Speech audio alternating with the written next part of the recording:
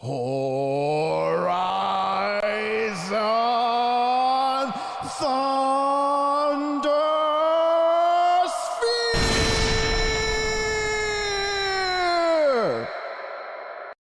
Hello, everybody. I know there's no dog, and it's very sad that there's no dog, but it is what it is. What's up, everybody? Good evening, Saturday evening. So, I was at my computer. Look how much this logo has faded. It's there. It's like pink. Pink on gray. Who came up with that? I don't even know what this is a logo for. Anyways, hopefully everyone is doing well. Apologize for being on the headset, but I was getting work done, Plus I got some fans going. It is indeed getting to be summertime here. Anyways,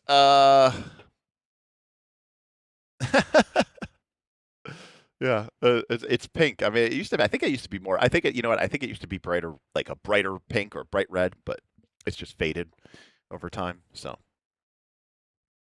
anyways, what's up, everybody? Is this a sponsored stream? No. It's more that the last time we streamed, I was just shouting out Agile Monk's Kickstarter, as a part of our community, as a part of the independent creator movement. I just wanted to, give him all the shout outs.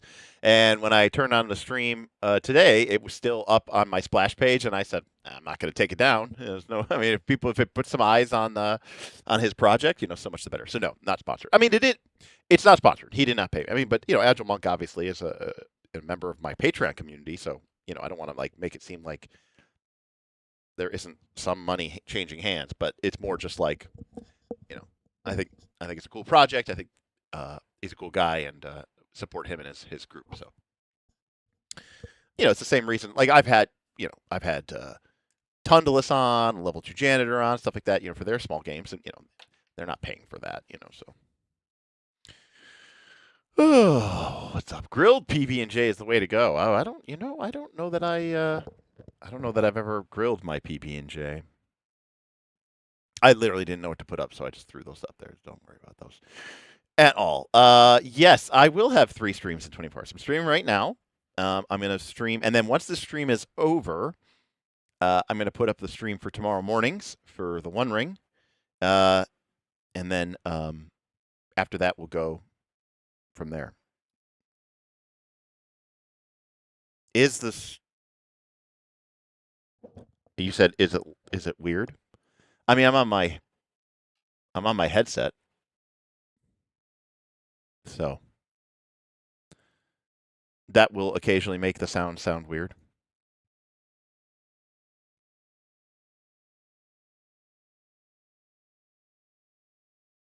I don't know.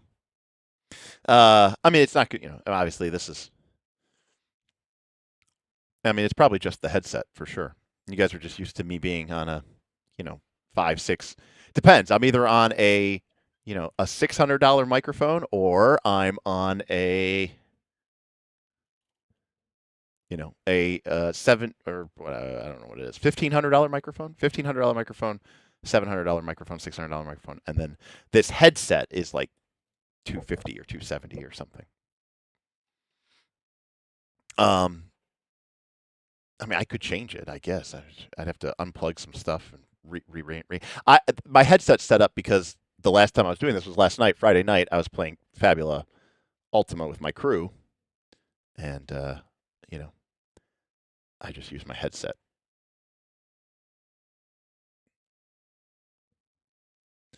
Well, I mean, look, I don't want it to be uncomfortable for you guys. It's becoming quite the pattern, Wes. So yeah. Anyways, I mean, look, you're just you know what? You've become an aficionado for these things. You've developed a finer sense for these things.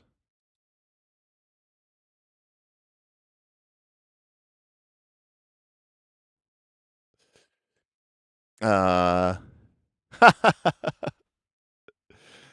I mean, you're not wrong there. I will only say that a lot of that stuff, that it essentially was sponsored, right? Because that's what my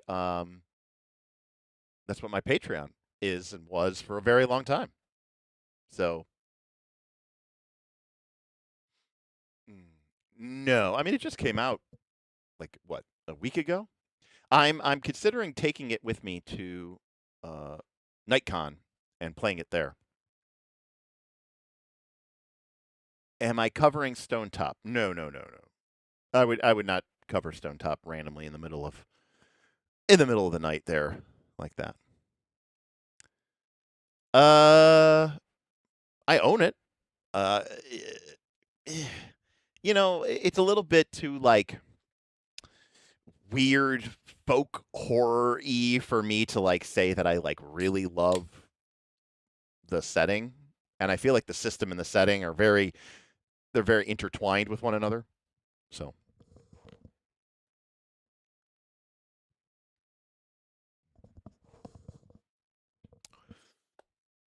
anyways, I have a couple of things I need to work on. I guess let's again, if someone wants to tip or super chat, we can change what I'm working on, I guess. I'm gonna hop over to my PDF, and you got a little Fabula Ultima rocking here. I also love Diet Mountain Dew, my favorite diet drink. I was reading this. This is last night. Everybody hit, I think, level 23 or 24 in Fabula Ultima, and Mr. Aaron Smith, who is a Dark Blade Guardian, ended up mastering another class. And so when you get to level, so when you get to level 10 in a class in Fable Ultima, you have mastered it. You can't take any more levels in that class, and you get rewarded by getting a heroic skill. And this is the heroic skill he took. It seems very powerful. It came out of a bonus content, so who knows?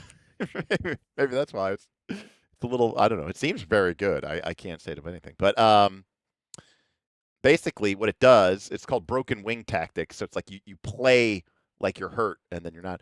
It's if it's after an enemy basically casts an offensive spell on you. After they roll, you can give them a +3 bonus to their check, making it more likely that they hit. But you could really game this nastily, right? Because if they hit everybody anyways, why wouldn't you give them a +3? And if they would miss everybody even after the +3, why wouldn't you give them the +3? But in any case, if you do, you get to either pick that basically everybody on your team gets resistance to all damage types until the end of this turn, or you and every ally that you can, all the rest of your allies team get bonus 5 damage until the end of this turn. Once you use the skill, you cannot use it again until the start of your next turn. So this is very powerful, for sure.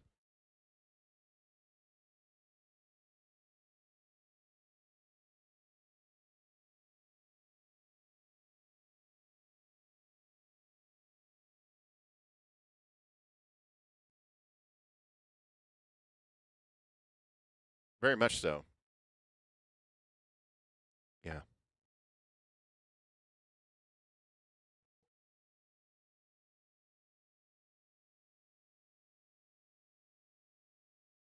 The only thing I can't figure out is, I mean, obviously this is the most thing, right? So basically, uh, you can give everybody in your party take half damage from a spell, right? And you can do that once a turn, right? Because again, the way I'm reading this is a turn would be like the enemy's turn, right? So it's like the monster's turn, and they cast it, and during that turn, right, you and every ally gets resistance to all damage types. So the only thing I don't understand is this one. Why would you need to be able to give? Why would you give you and all your allies extra damage just during the enemy's turn? That was the one that kind of left me scratching my head, because it's not round. It's not till the end of round, right? Which would be like a long duration buff. I mean, the idea here is that, yeah, I mean, I guess we do have people in the party who have counterattack. So, you know what, Wes? Maybe you're right. It does not have opportunity attacks, but you're right. There are people who have counterattack. So,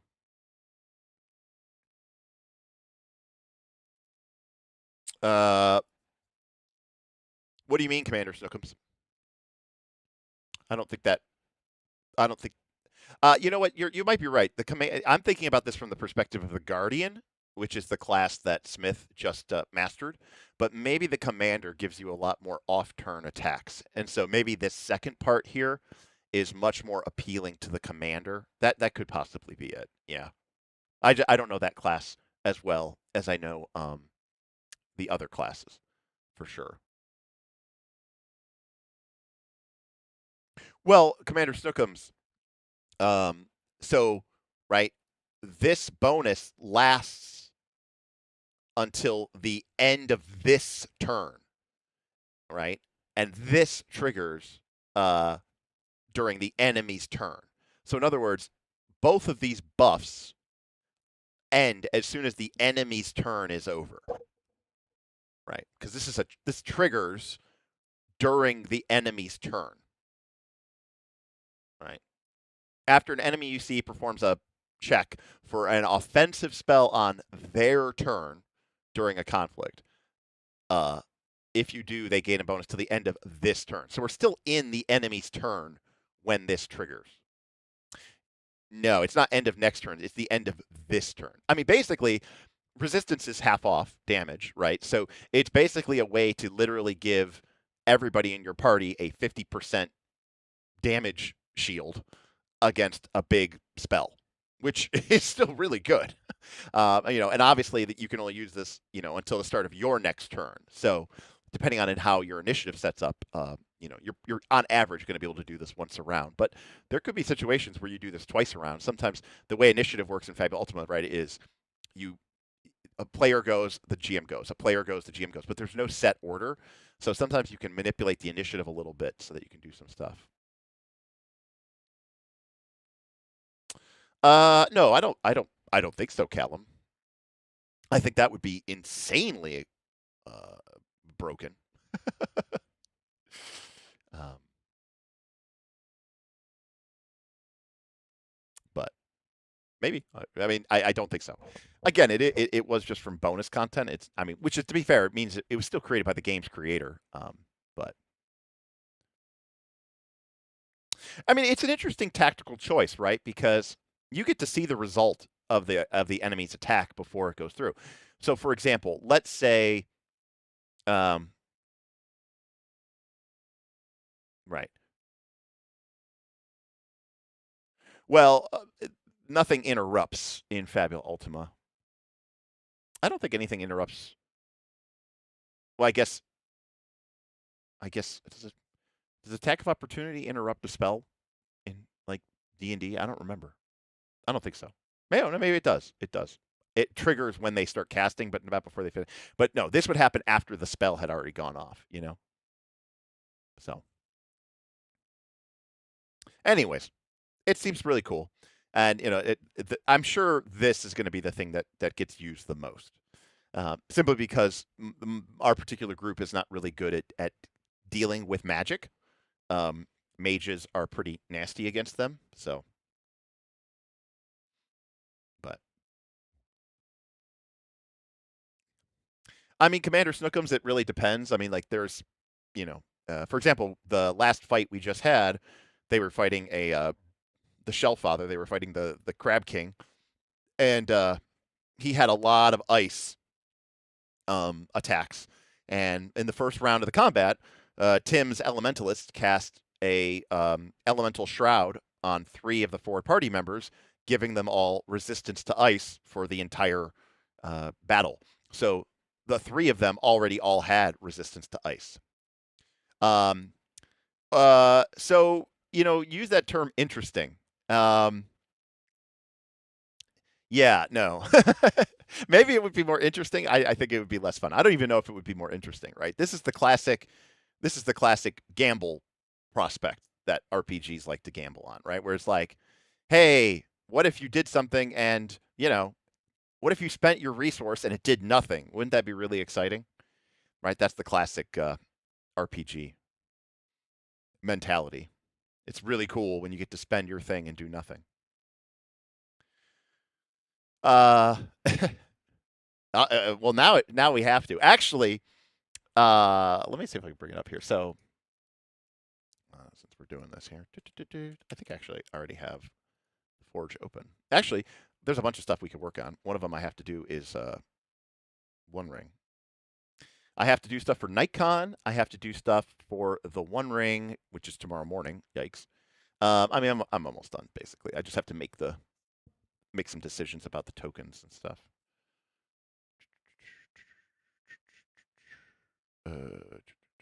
Window capture.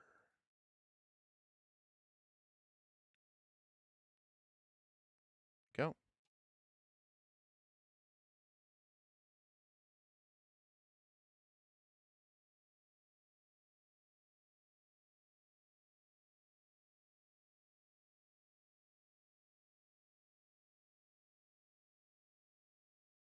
Yes.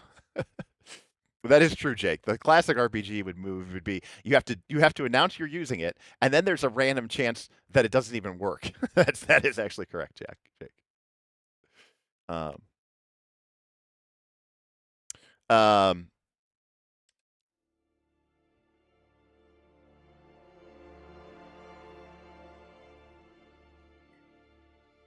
this was so we were playing. We were playing around with a bunch of. Turn this music off.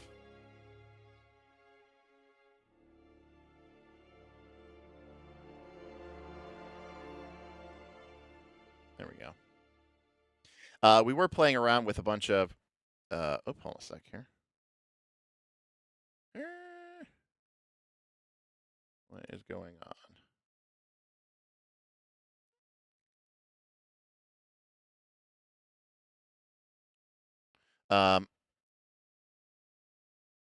There we go. One of the things that we were playing around with, we started adding some animations to our Fabulous Ultimate game. So this is Drake. This is oh, where were they actually? This this is this is an undead shambling mound, which Kaz's character, a necromancer, animated like 3 sessions ago, and has been like the bane of my existence for like the last several sessions, and I finally killed it. So it was a great and glorious day because I killed it, which was awesome. Oh, it's in the Vrathis C folder. Okay, so here we are. So yeah, so this is the monster that they were fighting. This was the king crab. Let's give him some hit points back. But anyways, oh, I killed him on accident. Anyways, but we were playing around with some animations and stuff. So we made a new one for Tim for his summon. So Tim's character is a elementalist. Let's see if we can bring him up here. Yeah, so Tim is an elementalist weapon master fury, and that's how he started the campaign. He started as basically like a bender from Avatar. He's a martial artist who uses his fists, and he's an elementalist. So it's like he casts spells through his brawlings.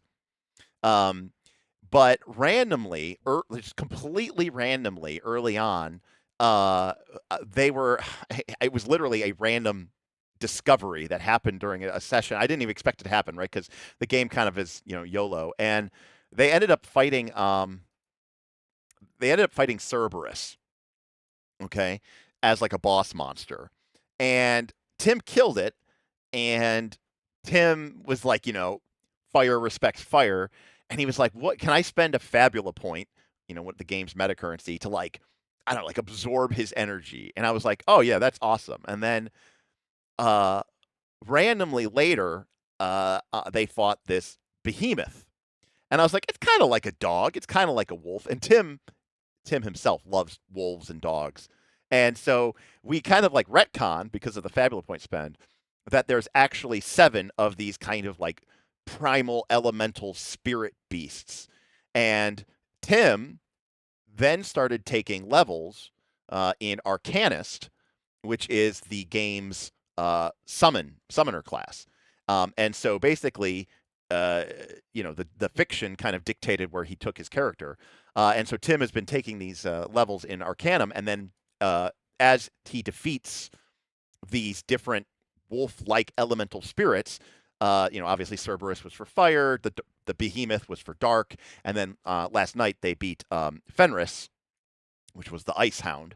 And so now Tim has 3, and Tim has to unlock all 3 of his elemental spirits in order to unlock his zero trigger so that he can activate his zero power more often. Anyways, but that was cool because it kind of just emerged dramatically from the game. Anyway, so we were having fun with the thing. So we restarted making animations for now. In Tim's case, actually, it's kind of the way that summons work in yes, no, that's the joke, right? Pumpkin is that he's going to have 7 wolves inside of him, right? You get the joke. And also, it's particularly appropriate because when Tim was a younger man, Tim got a tattoo on his chest that looks like a wolf, is like crawling its way out of his heart. It's like right on his heart. And so, the joke being that Tim has a wolf inside of him. Well, now Tim has 2 wolves. No, now Tim has 3 wolves inside of him, and eventually Tim will have 7 wolves inside of him. So yes, that is 100% the joke. And what was I saying? So in Fabula Ultima, when you summon, the actual mechanic is called summon, bind and summon. It's called bind and summon. And what this lets you do is summon an arcanum. Now the deal is when you summon an arcanum, you're not really a summoner. You kind of are, you kind of aren't. Your character doesn't really go away, mechanically, right? Like you could kind of replace it. You could kind of spin it however you want. And in fact, in the Fabula Ultima book, when they are talking about, the Arcanist, they say, the Arcanist, also the Avatar, also the Chosen, also the Summoner. So you could consider yourself to be like a traditional summoner, right? Where you're like summoning a creature, and yeah, sure, it's still technically it's just a buff to your character, but you could think of your character as going away and this creature taking your place. But in Tim's case, we think of it more as like an avatar, right? Like him kind of summoning the spirit and merging and binding with his character. And so we've been working on some stuff, and so last night we debuted. No, we were using the playtest Arcanist rules. So this is what happens now when Tim, when Tim goes and activates his summon.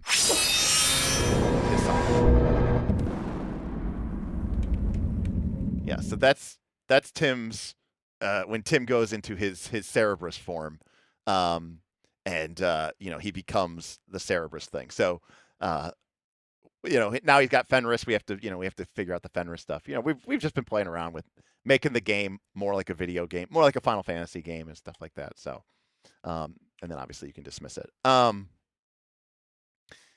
And everyone was having fun with all the pew pew pew lasers and all of the attacks and the creature stuff and stuff like that. Like Smith, like if Smith goes and uses his Shadow Strike on these creatures, you know. So first you roll your dice to see how much damage he takes from the Shadow Strike, and then he goes in and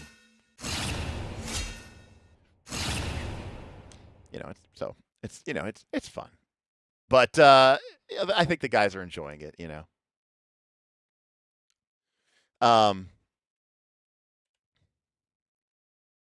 Yeah, exactly. With the merge stuff and stuff, that's awesome. Yes. Okay. Yes. I thought you would enjoy. I thought you would enjoy the. I'm particularly proud of that one. It's pretty cool. And there's obviously a lot of stuff happening there underneath the corners. There's a bunch of animation effects. It changes his token. It changes the size of his token. It adds a torch illumination effect to his thing, and then it saves it all so that when you dismiss the form, he just goes back to what he was. Right? Yeah. Right. To be fair, Shazbot, that's about as long. I went over the top for that particular animation because it's a big deal when he does that or whatever. Yeah. No, yeah, that's not what we're going for. We could do that, but we're not going for that. That's exactly right, Dr. Aided. No job, plenty of time to make animations. That is, yes. I am strong. That's correct. Was the playtest Arcanum easy to set up in Foundry? Do you mean the Arcanum or the Arcanist? Because the answer is yes, but also no. But I say yes because most of the coding I just use Claude AI or whatever, ChatGPT to do all the JavaScript coding for, so. But like for example, like when he goes into his Cerberus form, it's an item, yeah. So like Cerberus has an effect, and it grants this blessing of the flame. Okay, and the details of it are,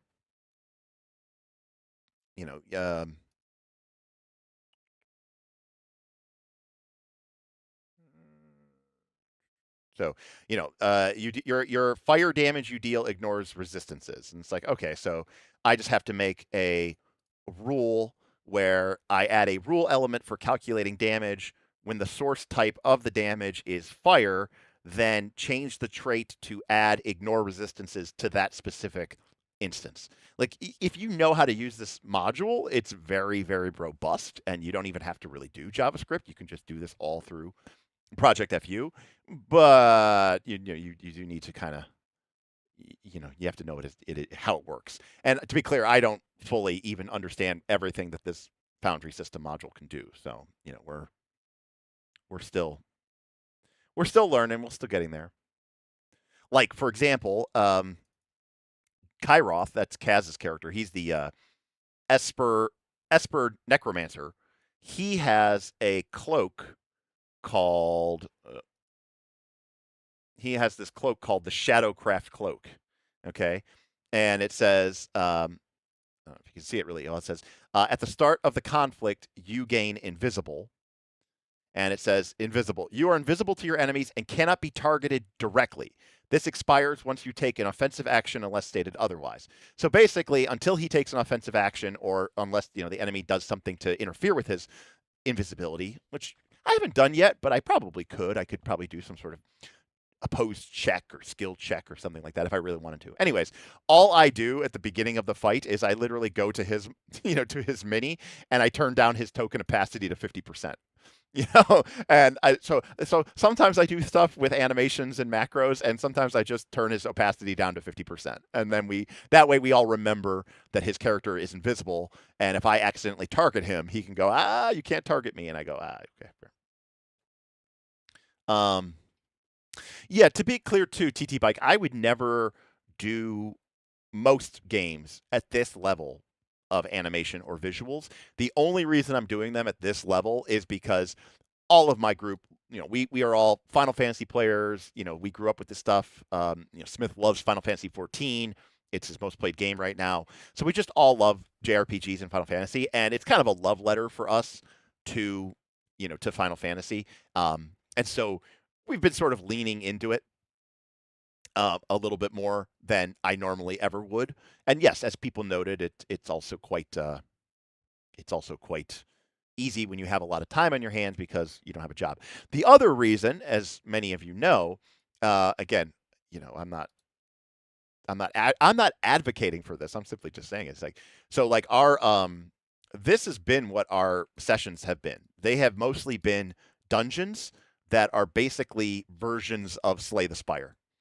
This one was a little special because they were on a boat, and there were special fishing events.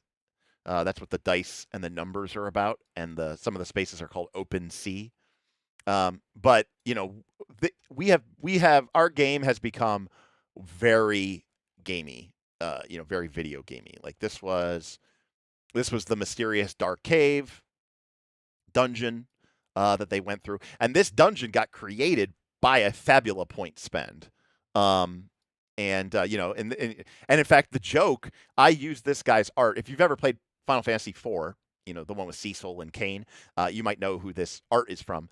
But like I when I made this dungeon, I made this guy as the villain, and I used this art.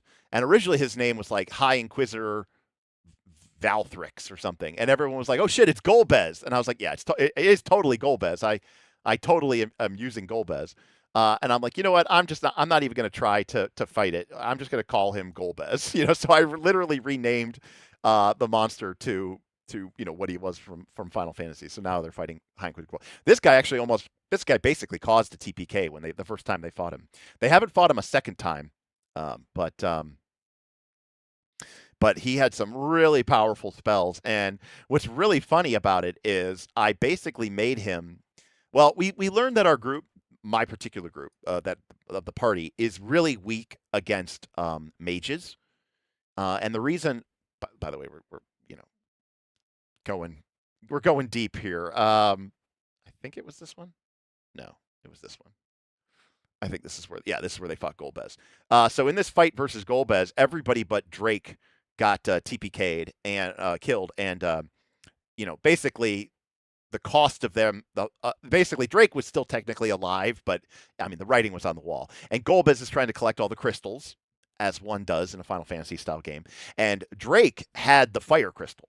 And Golbez was basically like, he got Apollo got taken out, Kairoth got taken out, and Drake was still up, but he was kind of, and so Golbez was like, okay, as the cost for your surrender, your squad is down narratively. We kind of go to a cut scene, and it's like he comes up and he goes, you have fought bravely, but you have lost. Give me the fire crystal, and I will let your friends live. And Drake was like, no, and he's like, you have no choice. Give me the crystal, or I will destroy you. And he was like, you'll pay for this. And he clink, Golbez acquired crystal, and And he laughed as he walked away. Ha ha ha ha ha! And walked away. So that was the last time they fought him. And he is a major villain. He still has 7 ultimate points left. So he has a nice potential, I think, to be able to maybe come back. Well, definitely a second time, but maybe even a third time, and potentially I might escalate him right to supreme villain if the campaign goes that direction, and we play for long enough. But anyways, he was a mage, so he was very very powerful with his spells, and my group was really weak against mages because A-list, that's Smith's Dark Knight Guardian. He has, all the Guardian abilities, bodyguard, protect. Smith likes to guard like every single round. So, it's pretty normal that he's really good at keeping people locked up and protected from melee attacks. And then Paulo, who is the mutant sharpshooter, has this crazy ability. I guess he's got level. Oh, actually, he's almost mastered Entropist. I didn't even realize he took that many levels in Entropist. I think you know what? I think he took all the levels in Entropist, but I don't think he really has too many. He has one spell. He doesn't ever really cast it. He casts the one spell, but he has Crossfire. This ability here, Crossfire, and you'll get caught up in the crossfire. And Crossfire is nasty. Basically, when an enemy makes a ranged attack, he can just spend MP equal to the attack roll value of the attack and just cancel it.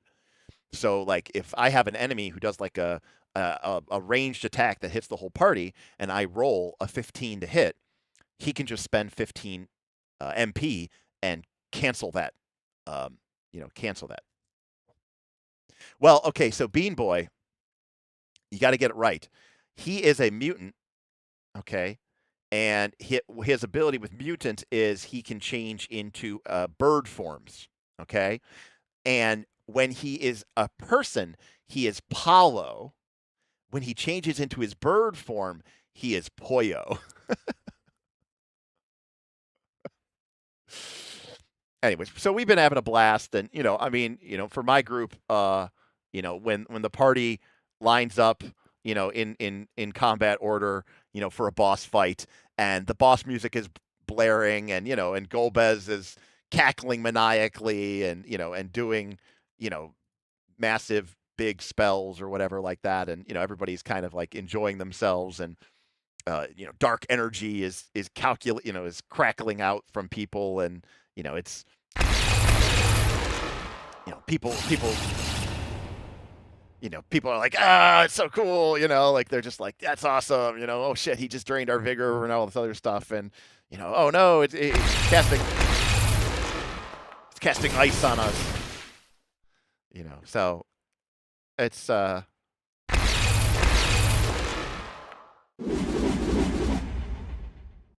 but that's the wind spell.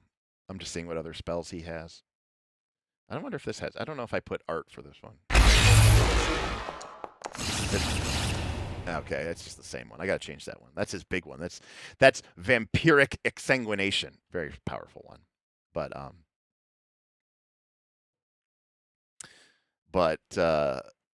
anyways, so he was a tough fight, and he basically wiped the party. And so, but it was cool, right? Because now they've fought him, right? They've had these battles against him, and in fact, if we go to the bonds chart, right, like you can see, here's Golbez. So there's High Inquisitor Golbez in the middle.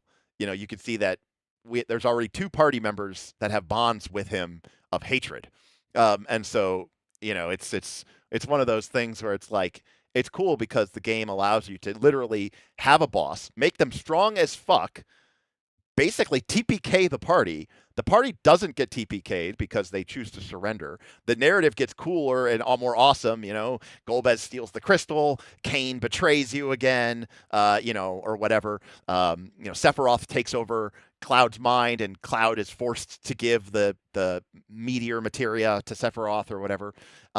And the story just keeps getting cooler and cooler and cooler. And now the party literally has these bonds that they're building up with some of, like in this case, what'll probably be the main bad guy to do it. And we Cinnabos, Smith and I have already had conversations about whether or not his Dark Knight will go full Cecil and go full Paladin at some point during the course of the game.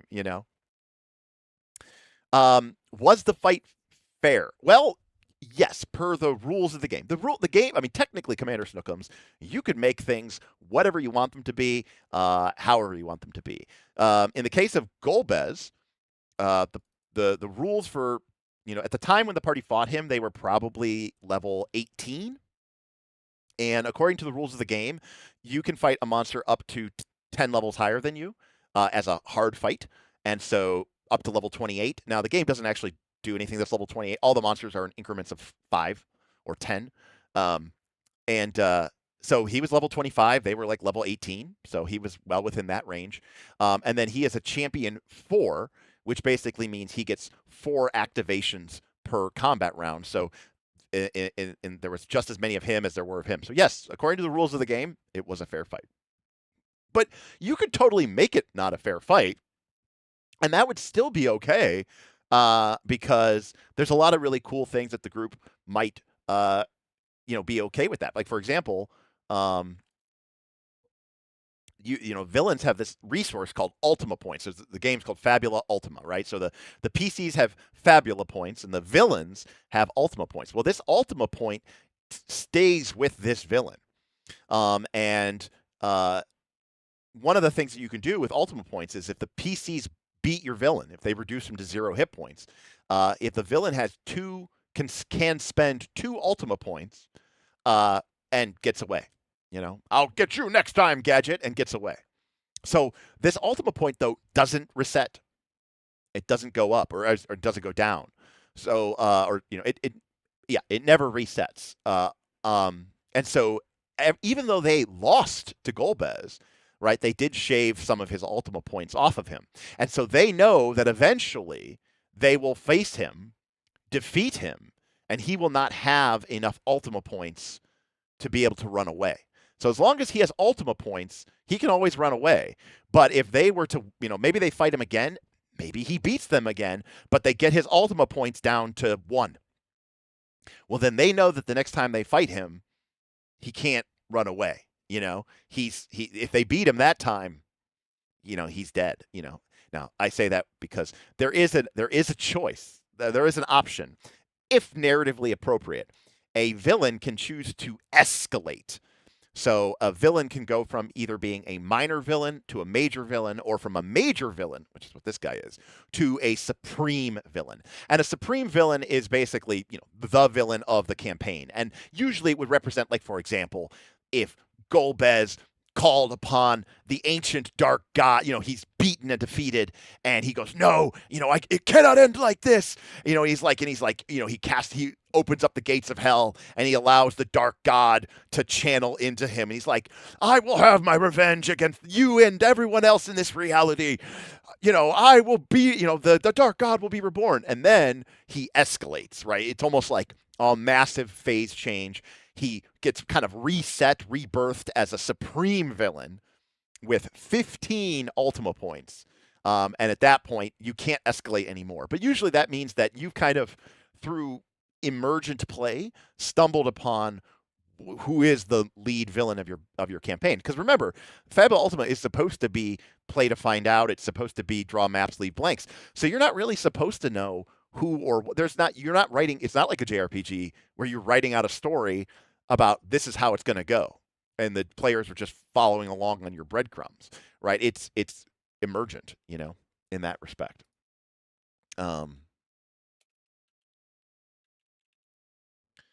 So,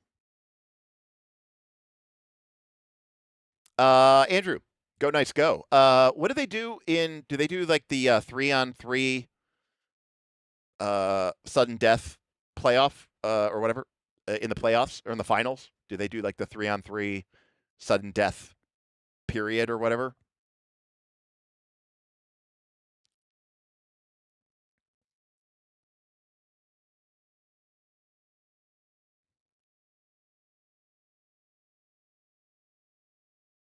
Yep, exactly. I mean, you could technically make the boss level 50 from the very beginning of the game.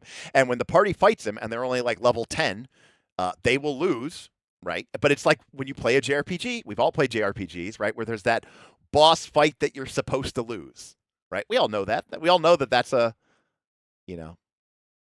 that's a thing, Okay, got it. Thank you, Andrew. When I was in Vegas last, Andrew, I went to two nights games. They had two home games the 4 or 5 days that I was in Vegas. It was awesome. Plus, I got to see them play the Avalanche and the Capitals, which was really great. And I lost both of those games.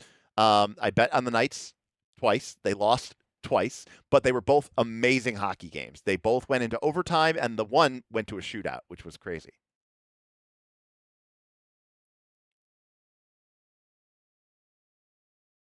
Correct. Then you get to do the this isn't even my final form when they do hit level 50. Exactly, Dr. Metropolis. You can totally go full this isn't even my final form and change all this stuff. And obviously too, like, if they ever do manage to kill the monster, kill the beast, then you get the really cool satisfaction of doing that.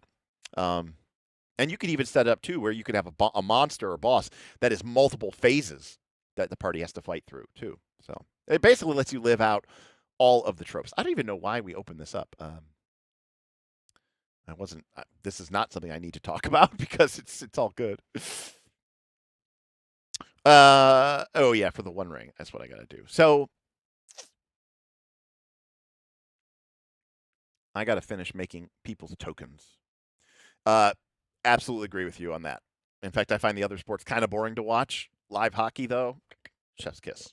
Although I don't really like to watch it on TV. It's just such a different game live.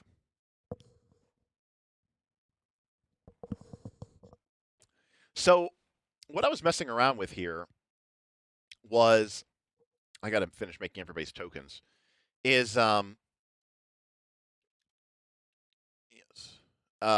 is conflict. So no, no, this is not tour prep. It's just like it's like tour prep, which is I got to finish making these tokens for everybody and with their art and stuff. But so the one thing is that in the One Ring, they actually talk about that the game, the conflict, right? It's not D&D. It's not like tactical grid based movement. It's not that kind of conflict.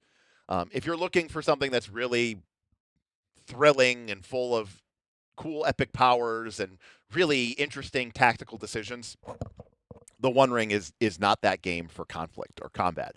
That being said, it can be a potentially very dangerous game. You can anytime you get hit, essentially a critical hit in this game bypasses your hit points and has a chance to immediately give you a wound. And while not most, while all player heroes can take a wound before the second wound drops them, most monsters die at one wound. Anyways, but one of the things that they talk about in the book in Fabula Ultima is or not Fabula, Jesus, in the One Ring is that they recommend that you use some kind of while they basically say that like while you shouldn't be thinking about it like in a tactical grid based game sense, you should potentially consider using minis uh, and the like tokens or what have you for kind of tracking who is what where, right? So they're basically like, yeah, like you don't have to use minis because it's that kind of not that kind of game, but it can be a lot nicer. I need to get rid of this dark mode here. What is going on with this thing? It's terrible.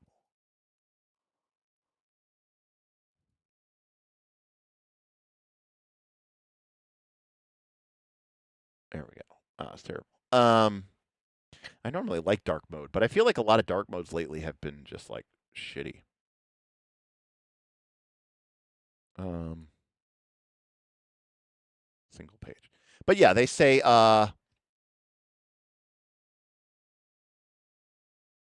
and also too, by the way, as a side note, this here is really important to note, which is on average, a company will experience at least one combat encounter in 1 out of every 2 sessions of play.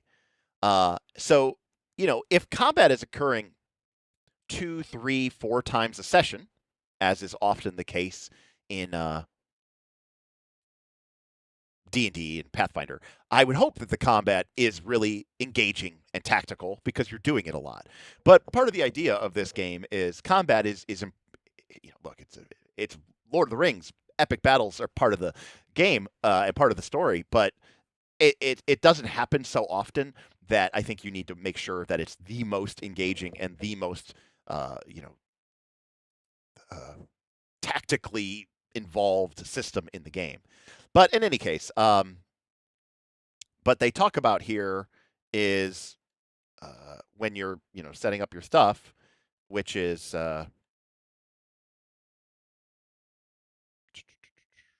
somewhere in here. They talk about maybe using minis or something like that. I literally was just reading this here, and now I don't know where they are. Oh, here we go. Engagement.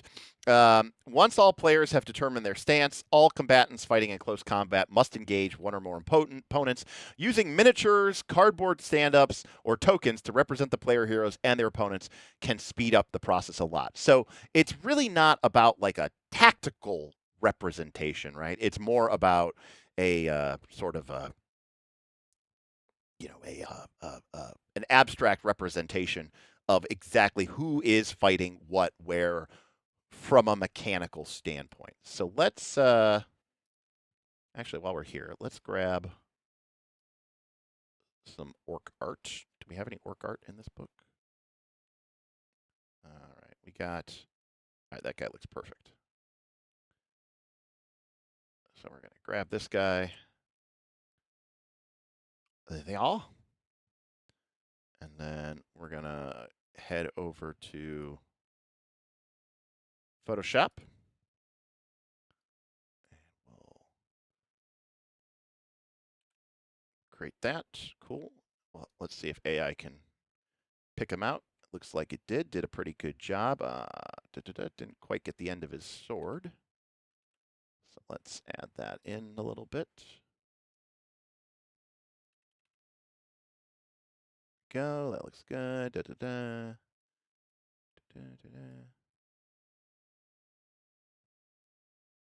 Perfection. Now we'll cut him out. And got a little bit of haloing here, so I'm going to throw a mask on him. And we'll paint it with black just to get rid of that. Go. That looks pretty good. Then we'll turn off the background, and now we have this lovely transparent image. And we can export this as orc soldier. Okay, cool. Now that we've done that, we can go back to here, and we can go into here, and we can take this orc soldier, and I installed a new version of Tokenizer, but yeah. We'll see how well it works. All right, so let's upload our guy. This is thrilling stuff, I know, right? I said it's look, this is what prep means nowadays, right? All right, so we've got that set, and apparently it didn't work. Prototype orc soldier.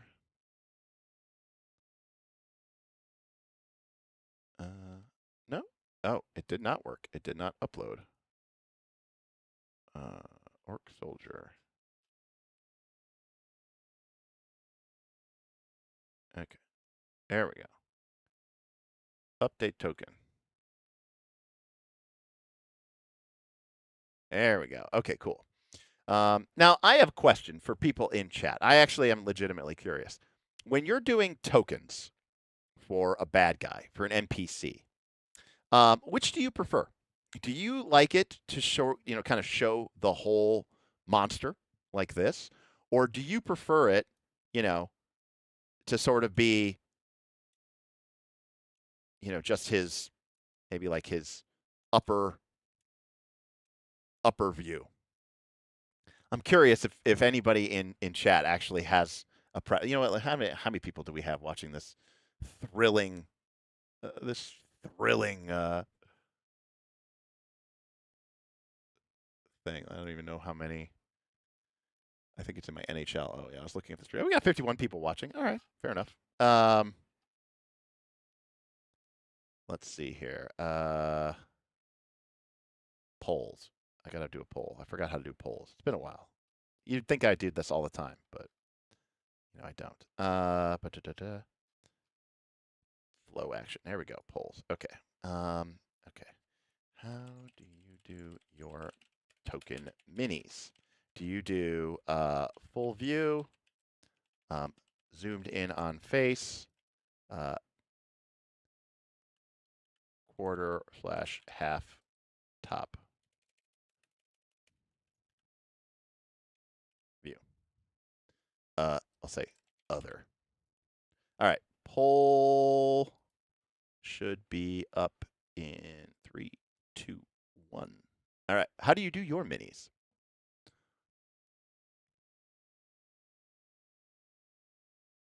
So let's see here. Upper view, but needs some dramatic breakout of the ring action. Now, dramatic breakout of the ring is cool, and in fact, I do that sometimes. And I used to use Photoshop, right? And to be clear, in Photoshop, okay, it's really easy to do. Okay, like it's super easy to do. However, one of the reasons I downloaded this new tokenizer, supposedly, is because it's supposed to be able to like let you do it in this. So like I should be able to paint this mask. Now I don't know how good this will be. But oh, apparently that didn't work. Edit mask.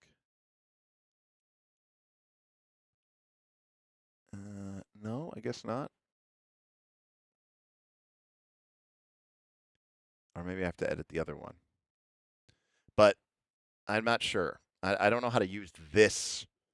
I don't know how to use this particular um, whatever this thing is. Keep editing.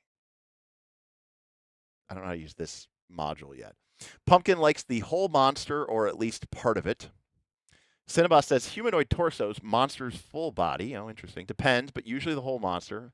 Humanoids get the upper view, monsters get the full body. Profile, because otherwise they get really small. I zoom in on the monster.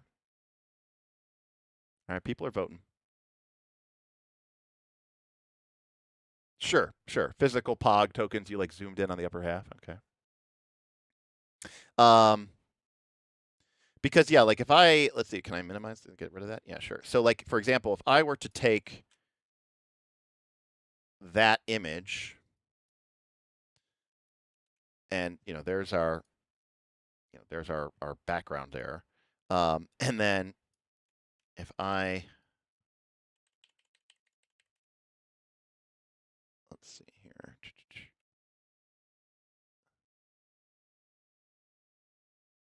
This particular ring is just really wonky.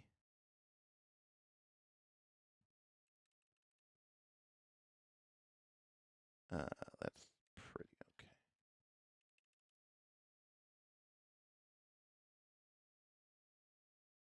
There we go.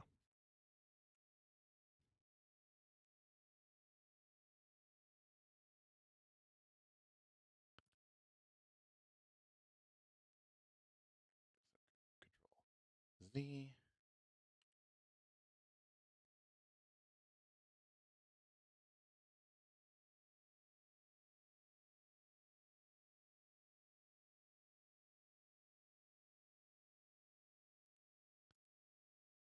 Now we can just put this guy between, put that below, put that above.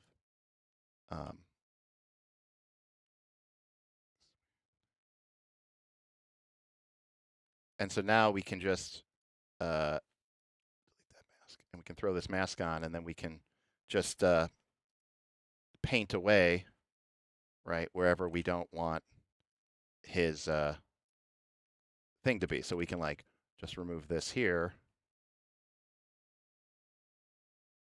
I should probably have a hard round brush. And then black.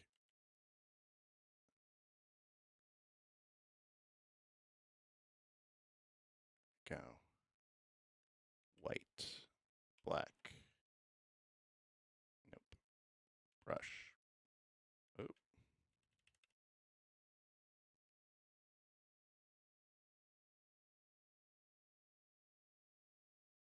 And this is me doing it really quickly and badly, but you know, you get the sense of how that works.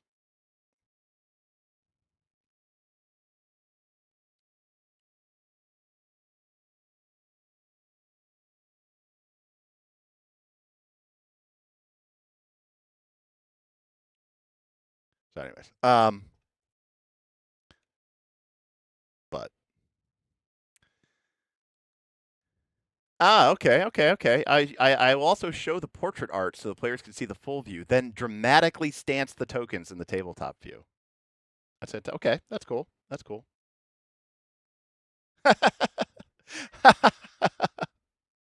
um, I mean, again, I was just doing it really badly and slowly and crudely because I was even just calculating it from the other things. Yes, it would be easier to just delete these masks and just put this guy above it like that. And then add a mask.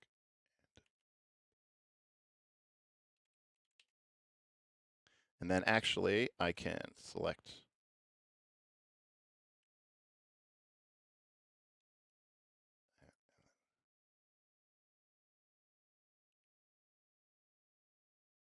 what is going on. Am I not on a broom?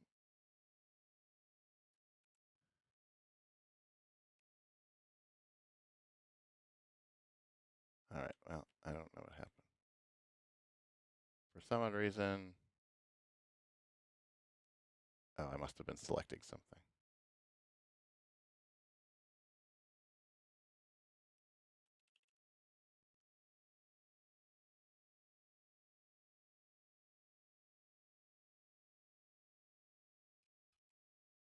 Yeah, there you go. And now we have our cool guy sticking out of the frame, right? That's how I normally do it.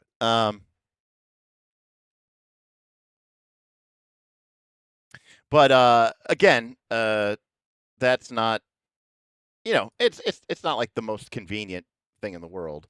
So it is nice to be able to have, just a thing. Anyways, sure.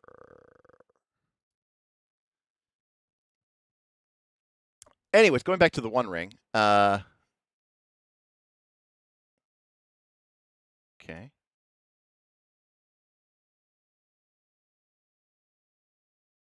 So how come it didn't update his art?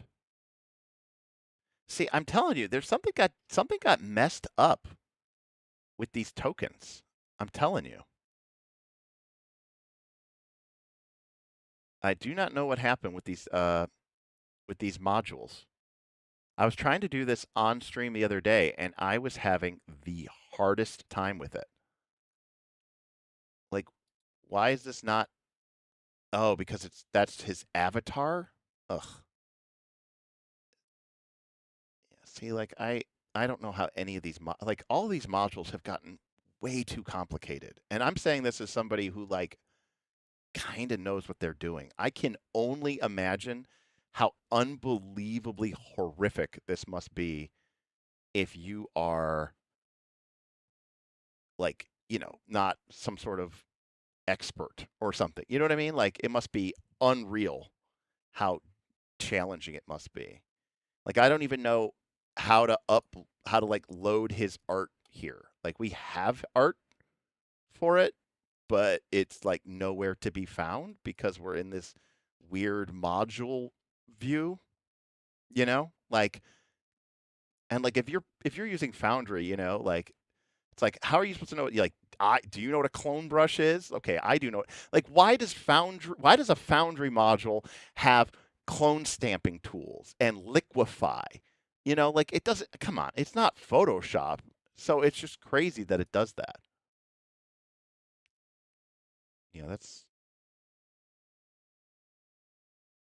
That's that's kind of silly. And again, like, there's no way to just copy the art in. So like, I don't really know, because it's not actually Photoshop, so I can't like just drag something in here and copy paste it. So again, I don't. This is what I. This is why I stopped doing this the other day. Anyways, we have orc soldiers. So what I was trying to say was that in the One Ring, the only thing that you have to check is who is engaged with who. So these are our PCs. They don't have these ones don't have art yet because I gave up on it because of how frustrating. And like, I don't. Okay, this is just like a side tangent. But it's like, I don't want to make everything in Photoshop. Um, but it's like they're forcing me to do this because of how absolutely horribly, unbelievably bad, like, they have made their games. They have made their modules. They've just made it so bad. This is why I often use the default. I don't blame you. All right, let's. Okay, so I should be able to delete this, right? Can't delete it. Why can't I delete that? Why can't I click anything? Do I have to click modify first? So you have to click modify first. Anybody know why? No? Okay. Okay, that's for URLs. Okay, what's this? Upload from your computer. Okay. So let's do that. Okay, I think we're finally good. Now, did that just happen to me, by the way, that tokenizer is now transparent? Is that just a Derek thing? Or is that something that happened to everybody? Because if that's the way that this is supposed to be, I think that's really bad design and really stupid. So I would be happy to be shown that that is not the case, that that's some sort of weird Foundry thing about this. Yes, I didn't even know what to do because they changed it so much, a lot. So now you might say, see, look, see, that's another example. I changed it on that token, not on the actual actor, right? So I have to modify, delete that, upload it, orc soldier. Okay, cool. Delete, delete. Now I use the avatar image, add a frame, we'll add the dark one, and like that. And then we'll add a color layer. I guess we'll just add a color layer down. There we go. I don't know if I like that color layer. What color?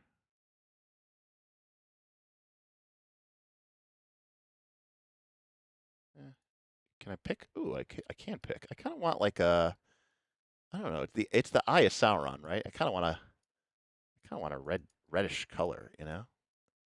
Something dark. Go with that. Can we go with that? There we go. Oh, that's too pink. Let's make it a bit more saturated. All right, that works. Okay.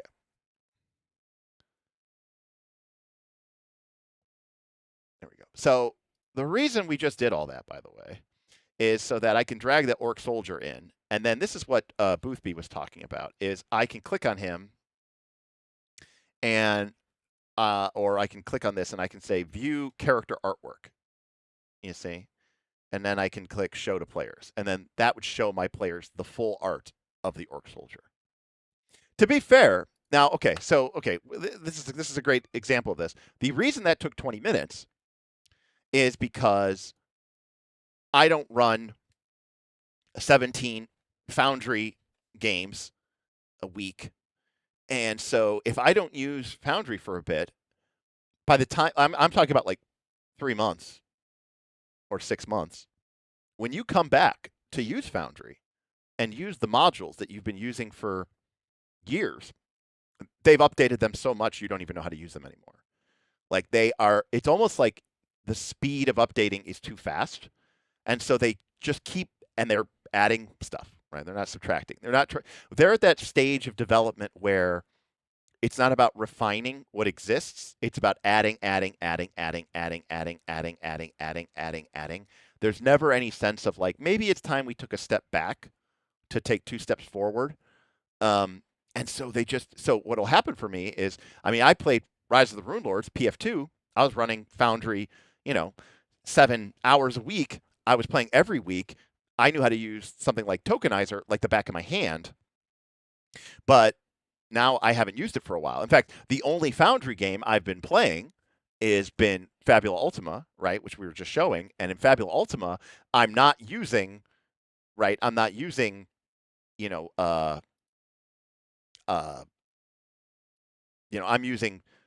pixel art, not token art, right? So I'm not putting frames around them, and I'm not doing any of that stuff that we would normally do with, what the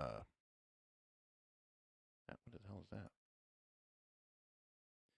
Like a great example of this is like, what is this? It's like some stupid thing from Photoshop. Who cares? Open starter tutorials by clicking on the help icon. Like, why is that in my bar? Like, even Photoshop is becoming enshittified.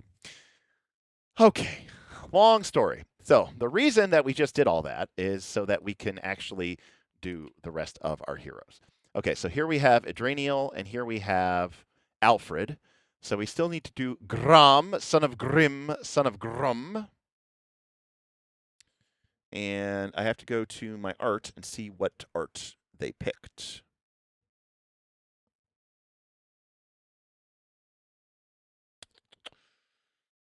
Luckily, I have players who actually know how to find art / steal art / they know how to old steal art and new steal art. So they know how to steal art on both sides of the coin. So let's see if we can find Grom, son of Grim. Okay, we found Grom, son of Grim. So I'm going to save his image as Grom, and that is in downloads. Right. So now I'm going to click on this and delete this and delete this. And apparently you have to click modify to delete now. So that's something that I don't recall you having to do before. So that's new. So here's Grom and Grom's artwork. Okay, cool. And now what I will do is that, and I will add a frame. We'll add the heroic frame, and then we'll zoom in on Mr. Oop, that's rotating him. Oh, nope, nope, nope. I guess you can't control Z. There we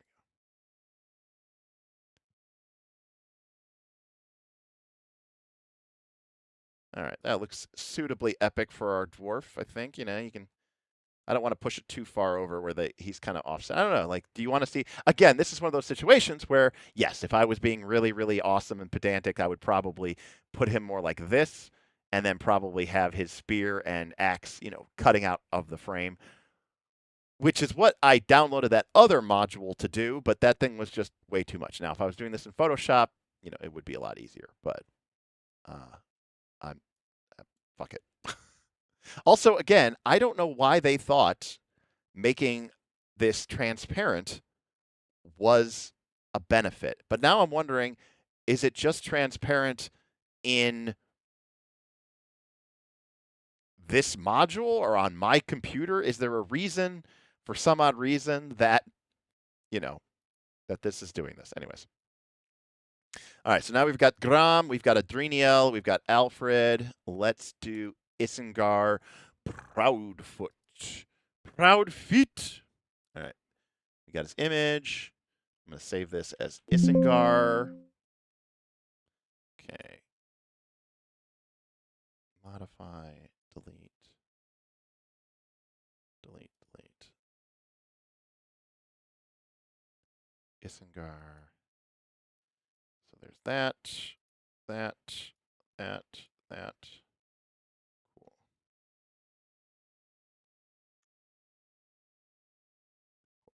Now, see, like, once you start figuring out, like, how this works, you can see that I can go pretty fast. The thing that I didn't know before, who else do we have? Otar. The thing I didn't realize before is that you needed to check this stupid modify box, which is turned on over here, but isn't turned on over here. When I was trying to do this originally, I was like, why isn't anything working? And it's because I didn't randomly know that you needed to do that, apparently. So, anyways, where is Otar? Okay, so here's the deal with Otar, I think.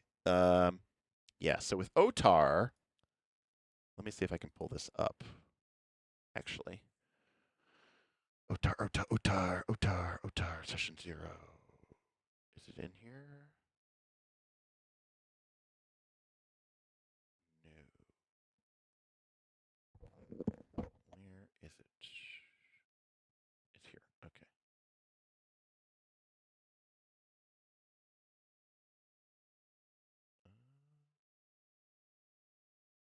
Okay, so this is Otar without a hat. Okay. That's fine. All right, well, Otar, we'll save image. This is Otar. 2 R's. Okay. There's Otar. Bring it over. Add a frame. Add that. There we go. Oh, okay. I guess not. I guess that got wonkified up. All right. Otar. Copy. Add a frame. Add that. There we go.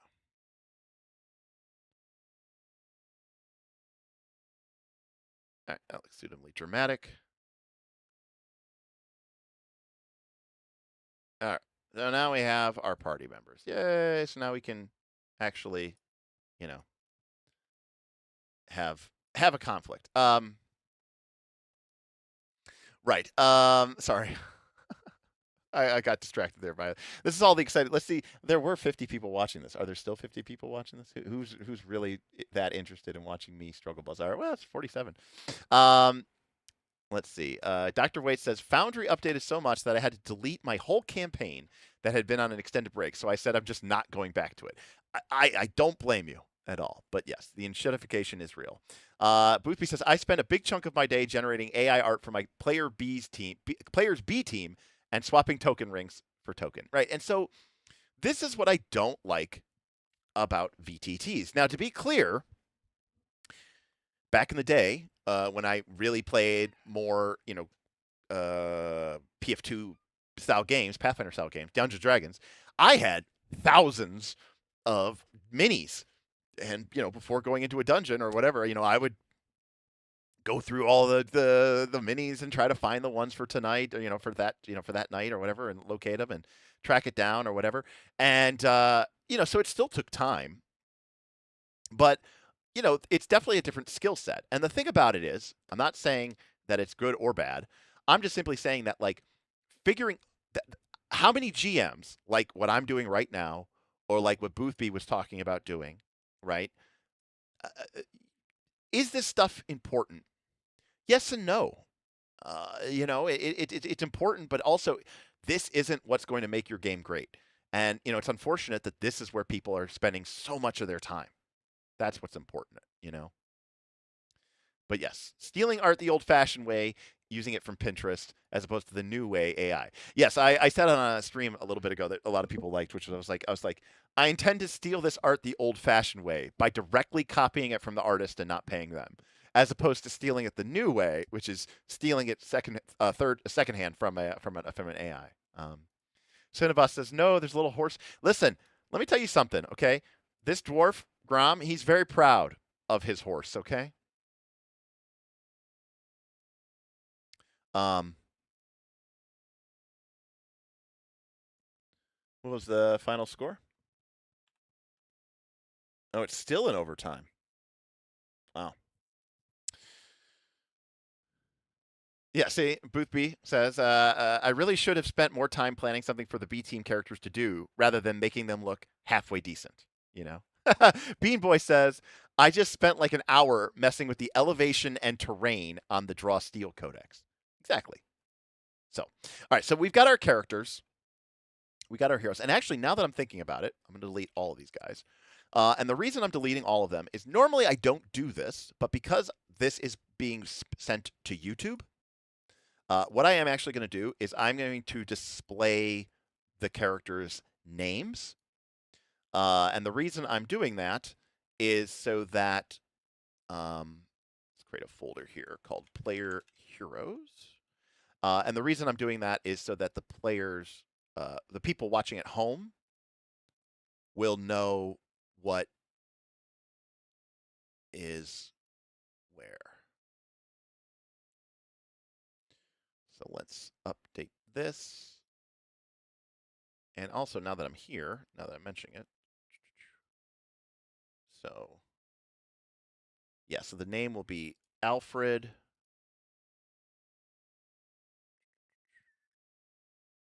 The name will be, see, like the name here is Simric, so we'll change it to Gram.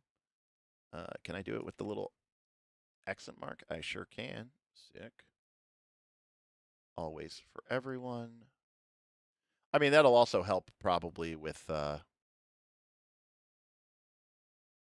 know, the players too, because, you know, not everybody knows everybody yet.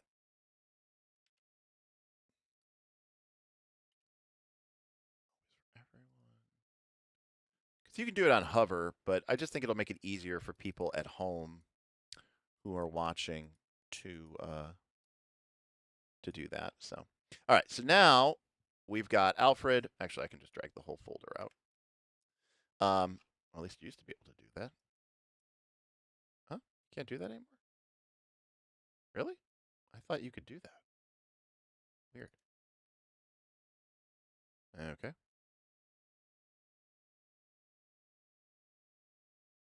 Um, so we got our 5 heroes. So what I was trying to say. Oh, I loaded Adria. So we got 2 eyes. Then I think they even have the same number of. Luckily, one is a female elf and the other one is a male hobbit. So you know, it's not that at least gives us a lot to stand by. So, anyways, we've got our 5-player heroes.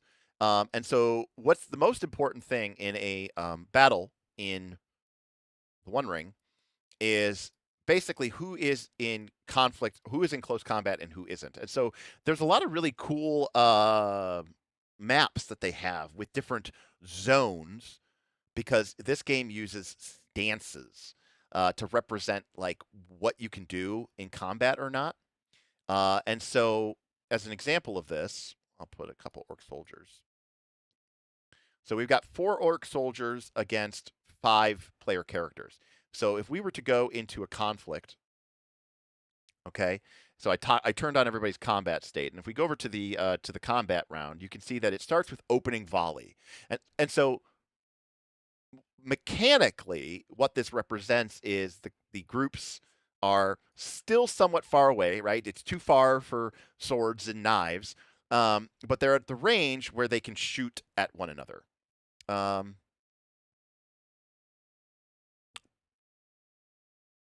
Weird. Look at why is Adrenial's and Alfred's thing so small?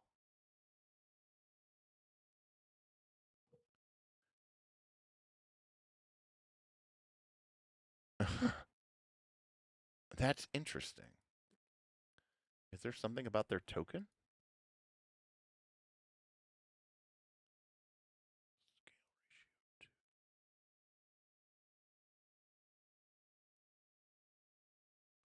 Oh, yes. For some odd reason,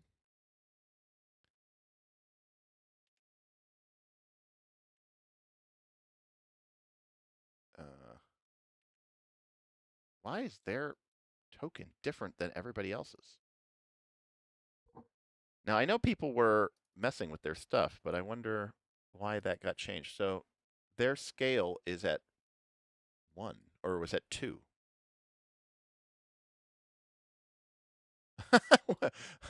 uh, what? What is going on? Uh,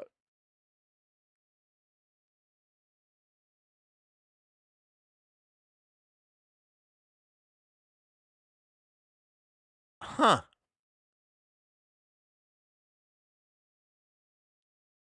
That is interesting.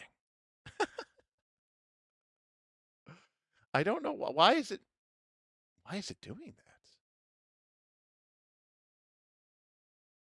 Try let's try remaking Alfred here. Delete, modify. Yeah, it's a big hobbit. Alfred. Okay. All right, there's Alfred. I'll bring Alfred over.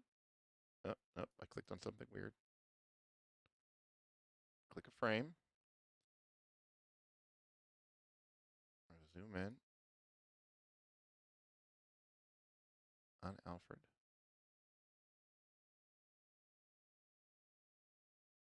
How do we want to do this? Probably a little more. Maybe a little more. That's a little too much, maybe. Now, Alfred did give me art where he's like wearing chain armor because he actually does have like he bust out his old traveling gear. So maybe we should respect that. But I'll see what I'll ask Jackal what he wants to do. All right. All right, that works now. And Adrenial also is set to some weird ratio, which is very strange.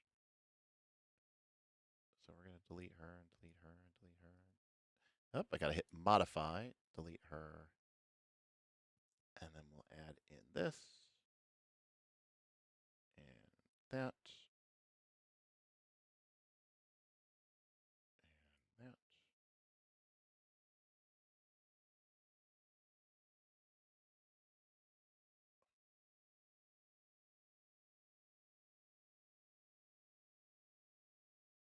Oh.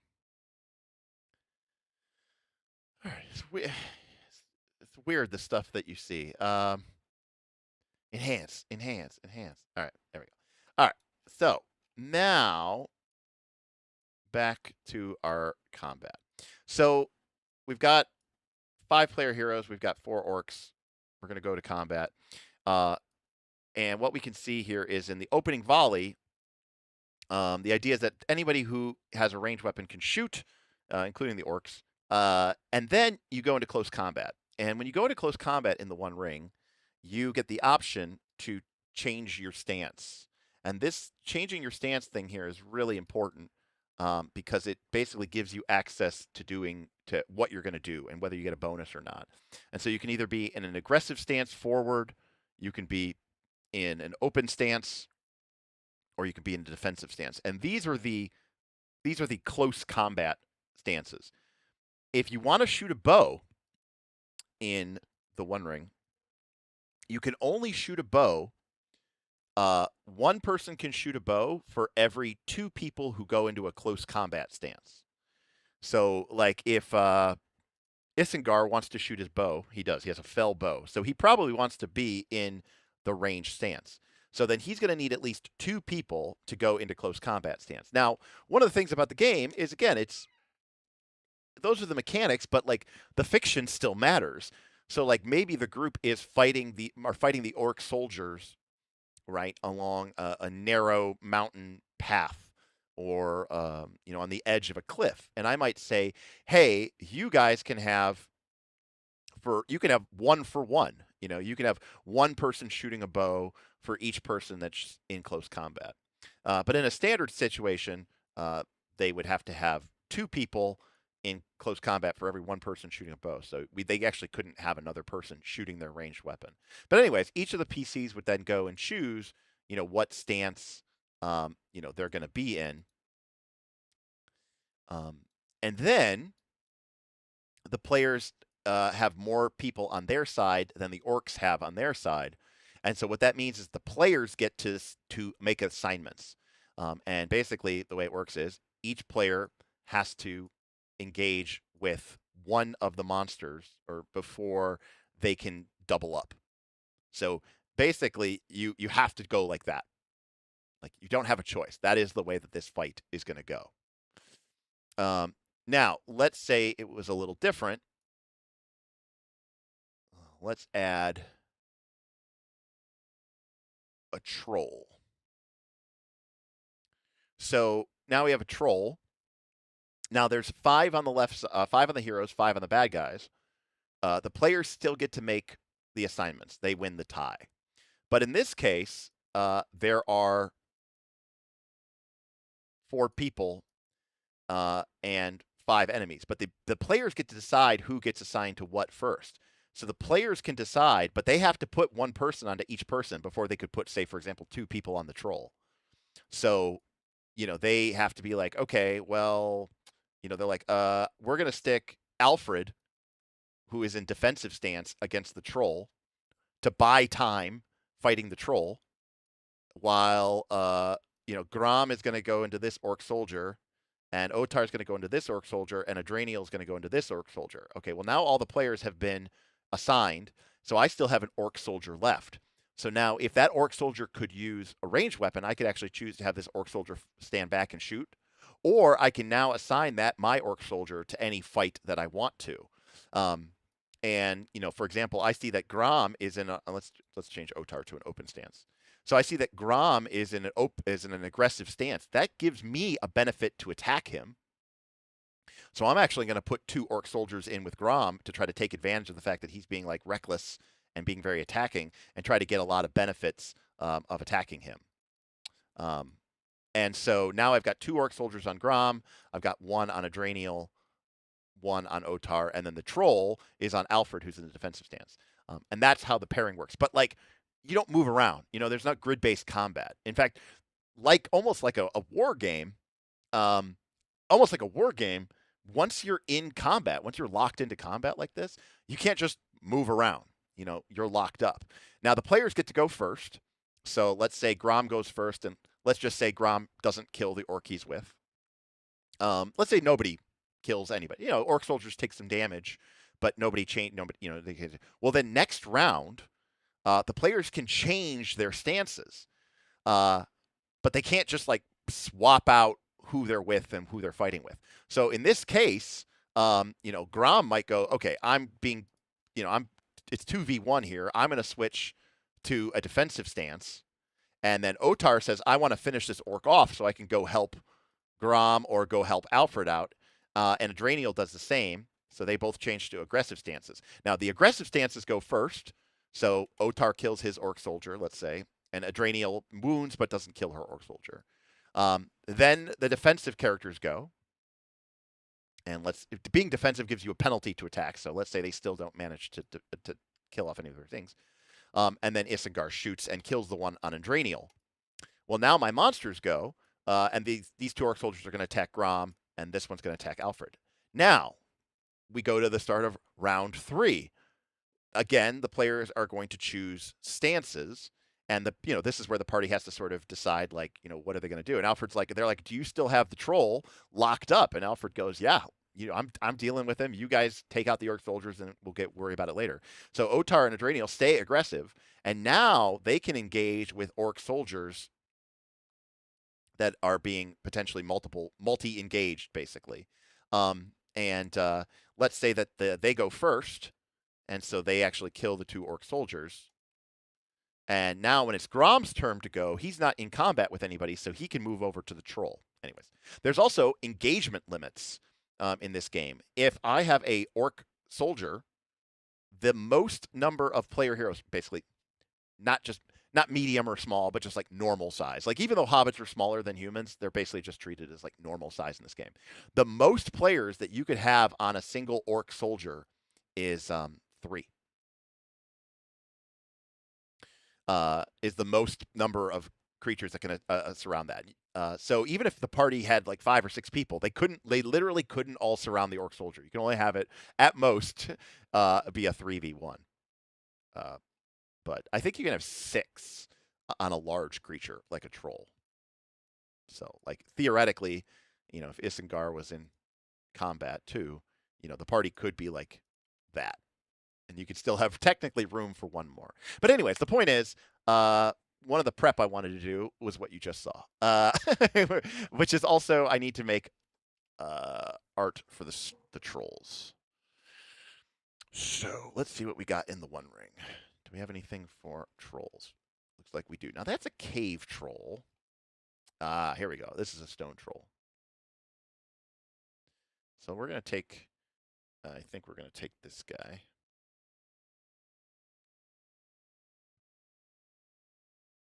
Okay.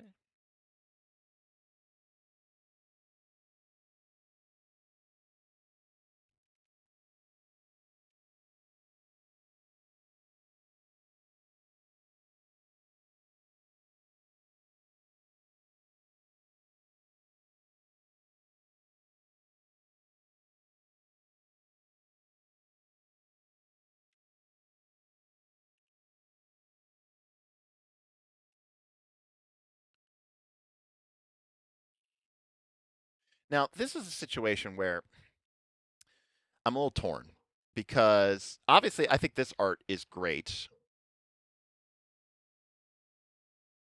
This art is great.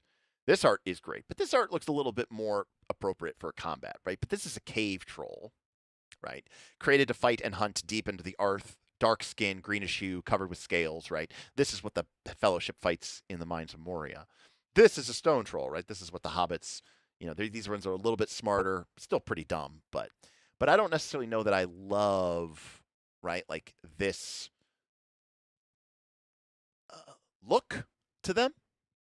So this is where we try to see what we can get with.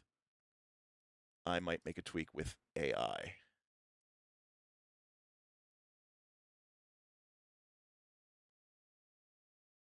So what I'm going to do here is I'm going to take this picture of a troll and take this picture of a troll, and I'm going to tell ChatGPT, can you create a new image of a stone troll? Reference images included, engaged in a combat stance. So we'll see what it comes up with. And if it comes up with something, now again, would I ever use this in a book? No, I do think that's kind of shitty, and I think it's kind of it's literally slop, and it's quick, and it's fast, and it's dumb, and it's easy. But I'm not gonna pay some artist. Even if I did pay someone artist on Fiverr, they're probably gonna fuck me just like they did last time. They're probably gonna use AI anyways because that's what they used when I paid 2 artists to do my logo for NightCon. Oh, while that runs, and we have Photoshop up. Okay, real quick, get your thoughts on something here. So we have, nope, recent, nope. Okay, here we go. We have inches. So we have, I think it's 30.5 and 70.5. I think that's right. Actually, let me check. Let me check.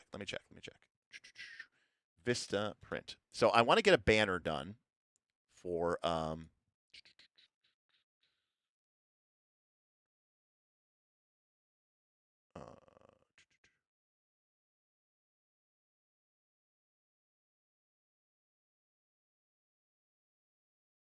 okay. So I want to get a banner done for outside NightCon. Now the thing is I'm not trying to make a banner that's like going to advertise what we are because obviously I don't want people to you can't just come in. So I was thinking about getting one of these X banners because I think that they are lightweight, easy, pop-upable. And they've got this option here for 70.5 by 31.5. And, you know, so 71 by 31.5. So 71 by 31.5. Okay.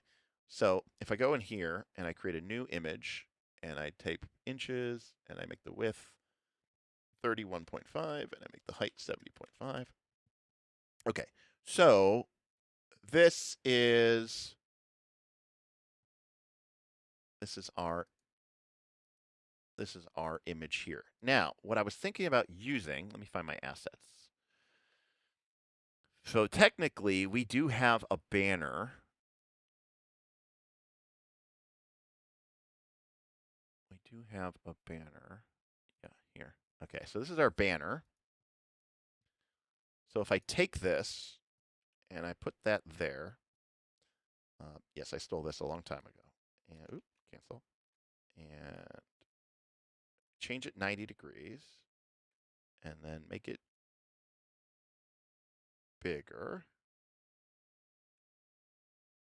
Make it a little smaller. Make it a little bigger. Go. Okay, and then we bring in. So now here's the question that this is the question I'm asking chat. Asking you guys. And I actually had this conversation with Bob. So creating one of these things is going to cost me like 150 bucks, give or take. So there's two options. And again, I'm just spitballing this here. There's two options. Option number one is not that. Option number one is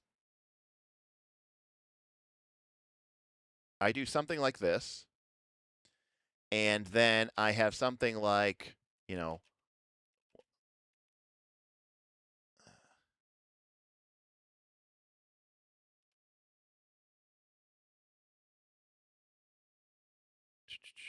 something like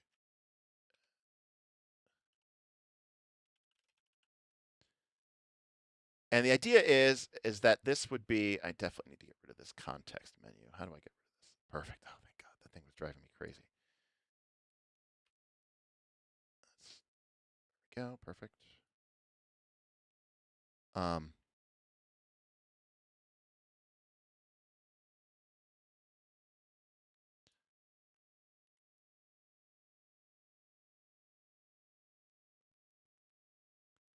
So this is option number one. Again, not literally this, but like, you know.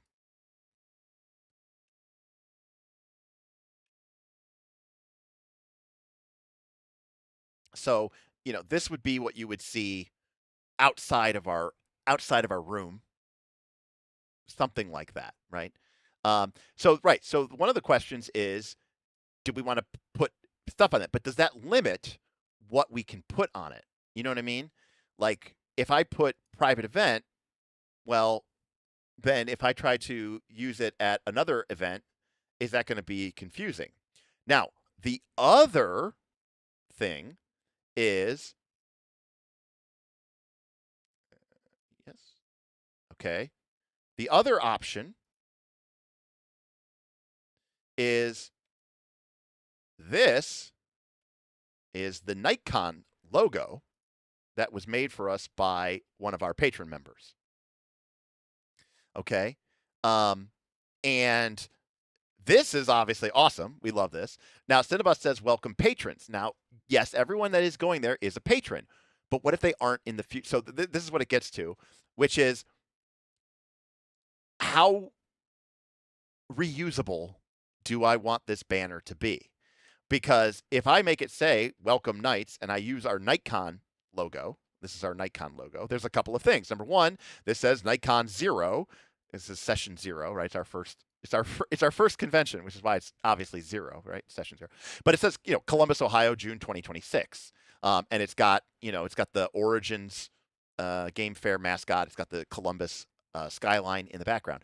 It looks amazing. It looks awesome. But that means if I do this next year, I got to get a new one, and this is kind of a one shot, right? So like how you know I don't know what to put on it to try to make it as reusable as possible. And Bob, very wisely is like, you should try to get it so that it's as reusable as possible.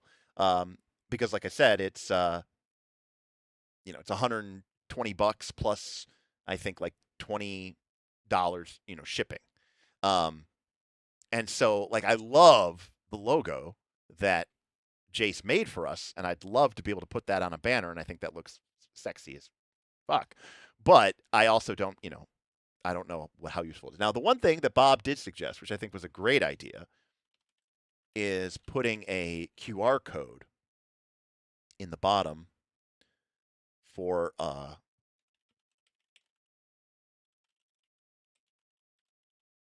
putting in our. So let's just do this. So okay, cool.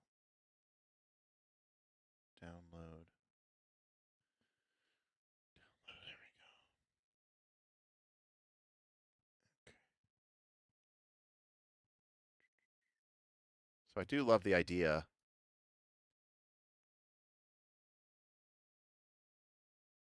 of something like that, and that way, or however you want to put it, so that people could, if people want to know what this is and who we are, like this will take them to our YouTube page. So I think that is a kind of a cool idea. I do like that idea a lot. Um, Honestly, the location and date is a bit redundant for a poster outside the event. That's a great point. Which is again, I don't get me wrong, it's going to look great on the shirts. But if I do it something like this, right?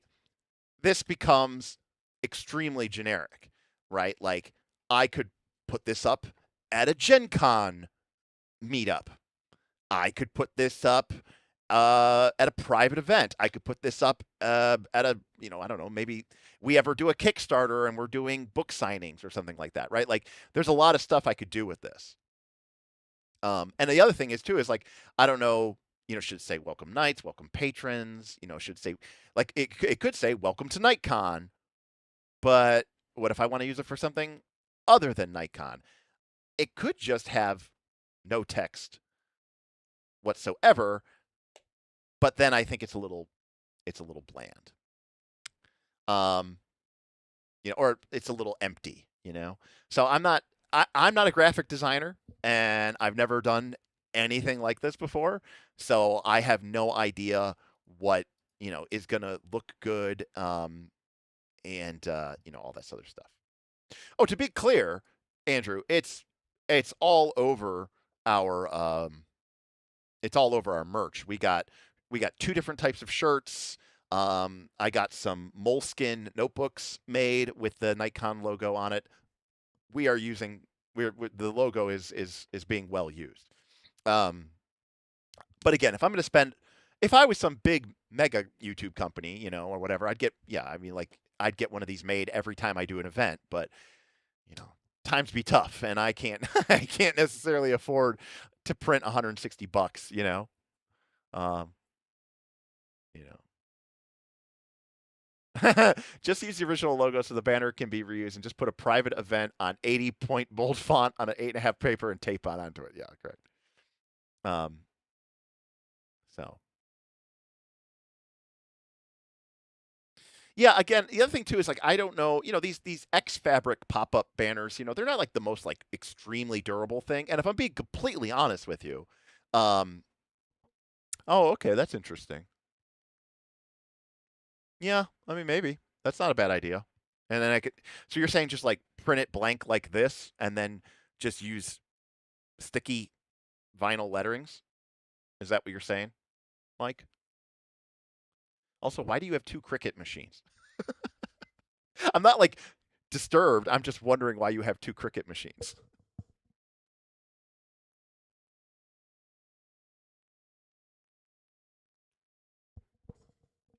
Yeah, I was because when you said that, I was thinking about buying like sheets of letters. That's not a bad idea. Then it becomes absolutely maximally flexible, which I don't mind at all. Hmm. You know, I don't know how I'd print it, but yeah, that's actually not a bad idea.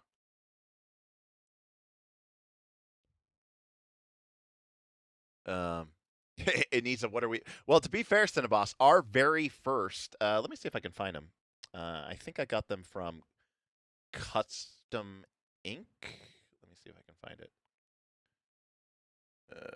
Foundry, Adobe.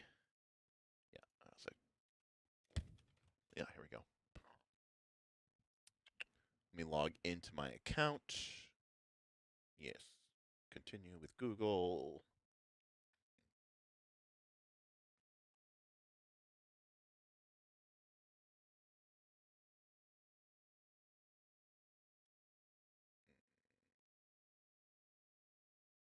Here we go. Found it. Okay. So this was our first. This was our Origins 2024 shirt. So this is our this if you attended Origins 2024, you got one of these shirts. That was our so this was our very first. I mean, aside from our our logo shirt, that was our shirt for Origins 2024. Um, so that shirt does exist technically. It was obviously it was a very limited print. Um, and then this was last year's. This was Origins 2025, which is the level appropriate damage shirt with the totally copyright stolen art from from Game of Thrones of Drogon burning the wagons. Again, another inside joke. Uh, and then this year for NightCon, we actually have two shirts. We have the main shirt on black with the full color logo, and then we also have a breast, a black and white on the breast and on like a maroon, like our which is kind of like our tertiary color, right? Orange is obviously our primary color, so maroon is kind of our secondary color. Um, so yeah, very cool stuff. Anyways, back to Vistaprint, back to these banners. So yeah, I mean, at $160 a pop, um, I'd like to be able to reuse them. Um, Cinnabos. I mean, the fact of the matter is, I think most of our patrons still predominantly play Dragonbane, Pathfinder 2. I mean, did what it did, Um, oh yeah, ChatGPT is done. So, like, now again, do I love this art? Yes. Do I love this art? Yes. For a combat, do I think that looks a little bit better? Yeah.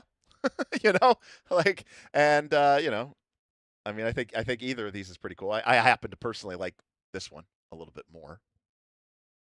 And brutal troll preparing for battle, fury of the stone troll. So yeah, I'm gonna go with image one. But and it doesn't have quite the whimsy, right? Like again, let me be very clear about something. I prefer this sketch. This is even more sketchy, right? Like ChatGPT tends to like make things too detailed. And I could probably tell it to, lessen the amount of detail in the image if I really cared and I was really trying to do something. But I'm not. I'm making fucking art. I'm making AI slap art for my fucking token art. But I do think this is like, because his face is facing forward, it'll be a little bit easier to use this for, those purposes. So, um, let's see. Stone Troll Battle. I really like the one you don't. Wait, you like this one? Is that what you're saying, or are you saying you like that for the art?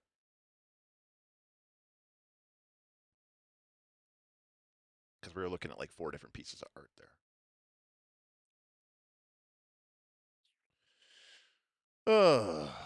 Um,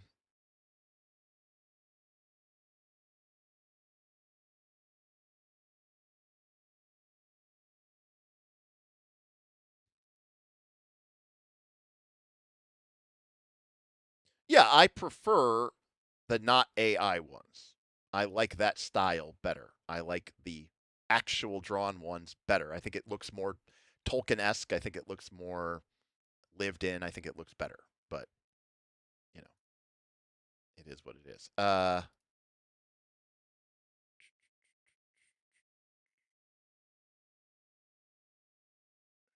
Okay. So now we can go here and we can go here and we can modify.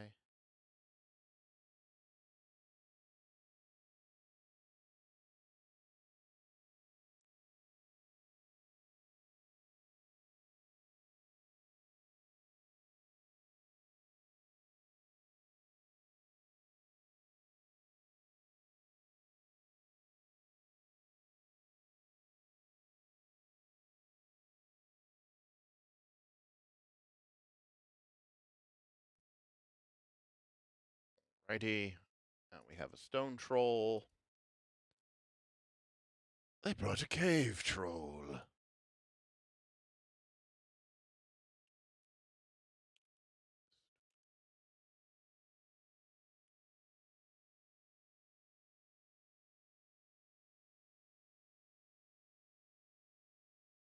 All right.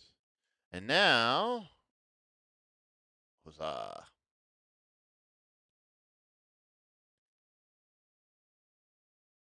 And by the way, if this was the fight, and this would be a nasty fight at this, so the party in the close combat rounds, they have 5 people. So they can still pick up to one person who could be in the rearward stance. And by the way, if someone is in the rearward stance, um, Cinnabasa, you are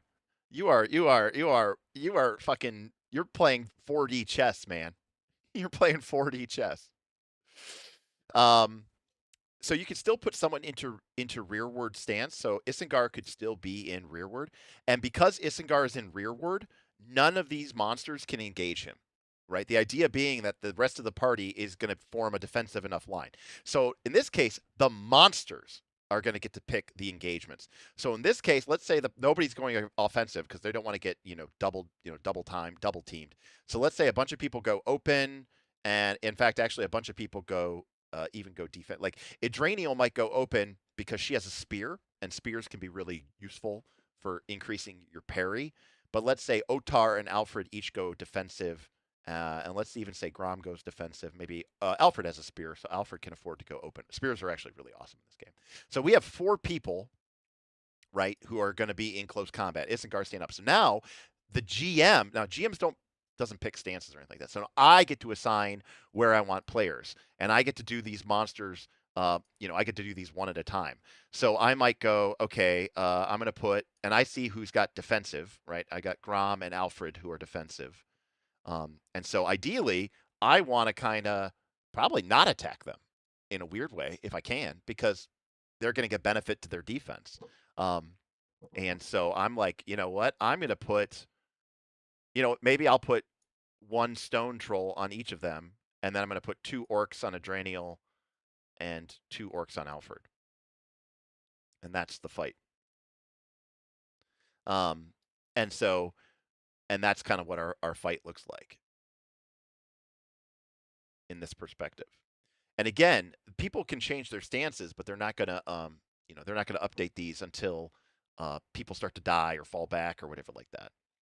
Anyways, it's a very basic conflict, but the tour prep that I had to do was to get all this art made.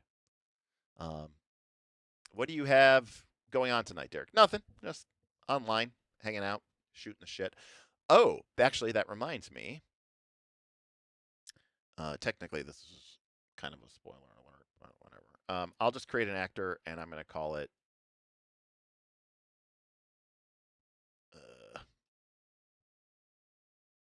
other troll. Okay. Because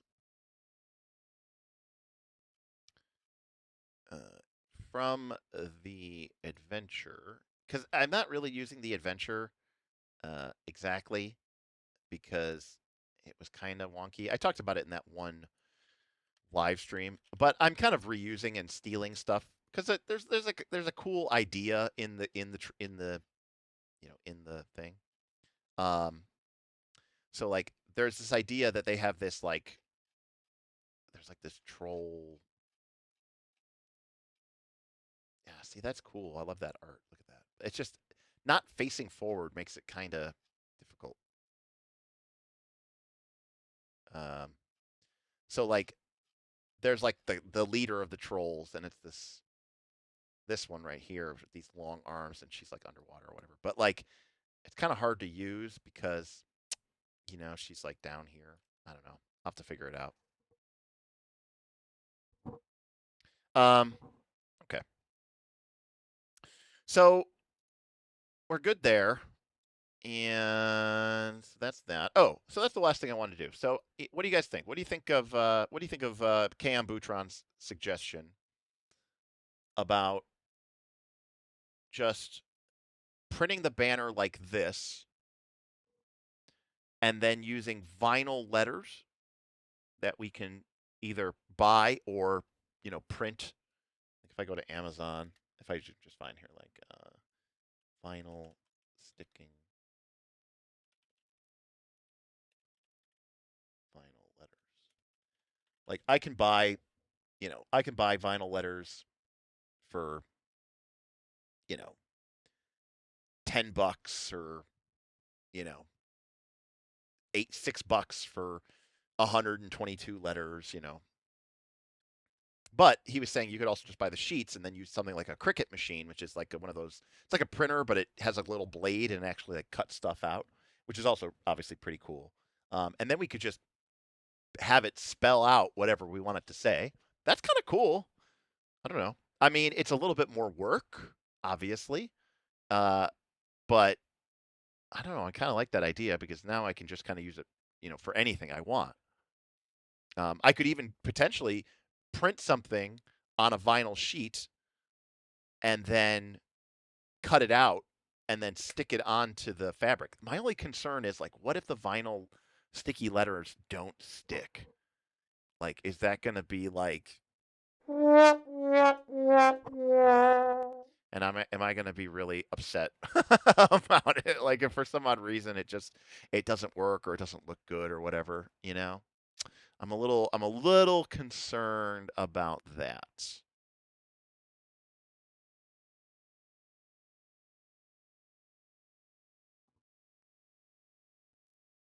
that there we go.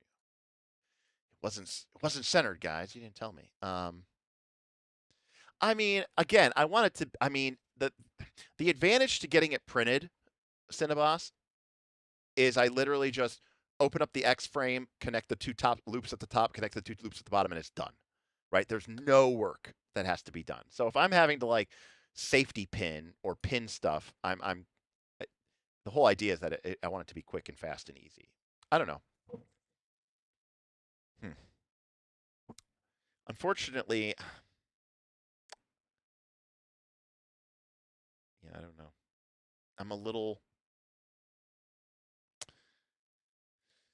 I'm a little hesitant. Eh, fuck it. We'll find out together. Yeah, that's true, Cinnabos. I assume it will work. Um, let's see. Uh,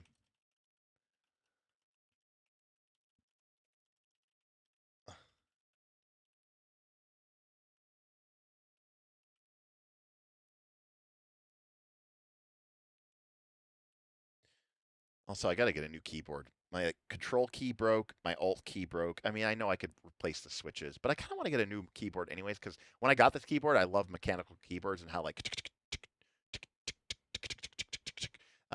But yeah. Well, the vinyl letters, right? The ones that you were talking about.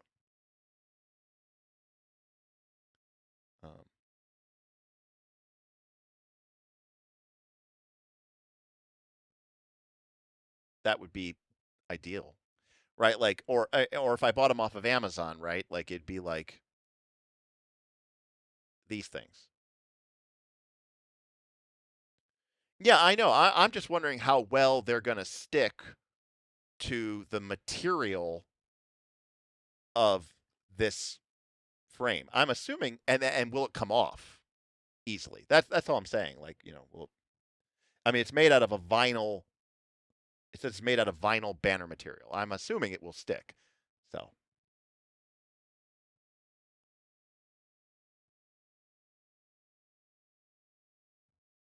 all right. Boutron is telling me they will stick, and I am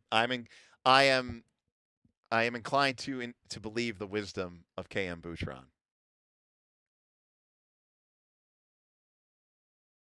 All right. Well, all right. All right. All right. All right. Well, we'll have to be in touch then because I got to order this probably tomorrow then. So I think that's what I'm gonna do. I think I'm gonna order. Um, well, unfortunately, I don't have the banner yet. I guess my main concern is, will it stick, and then, how hard is it going to be to get everything off? Although I'm less concerned about that because, like it if it takes a little bit to get them off, that's okay. I could do that after the event. I mean, that's not something I'm going to be doing mid-event or something like that. So I'm not really too worried about that. Um, but yeah, that should be pretty cool. Yeah, and I think. Let me check the DPI of this.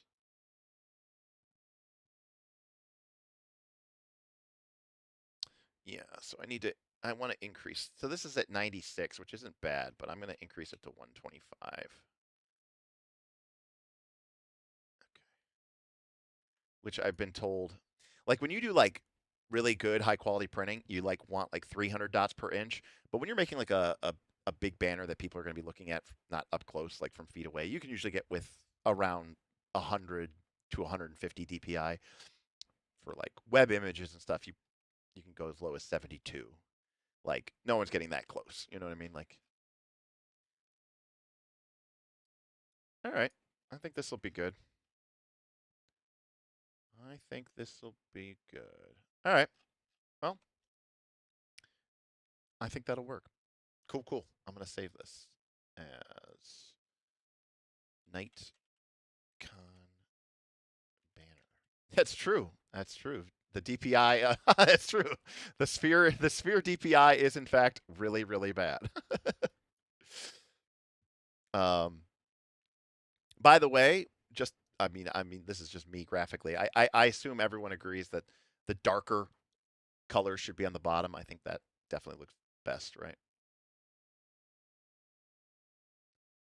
I might, I might. Oh, oh, oh, oh! What the hell just happened? Oh, I changed the view of things. I might tweak this around. Like technically, that's the middle, perfectly the middle, but I don't think it looks good being perfectly in the middle. I actually kind of want it to be up a little bit, kinda. I kind of like this like red dividing line kind of lining up visually like with the glove a little bit,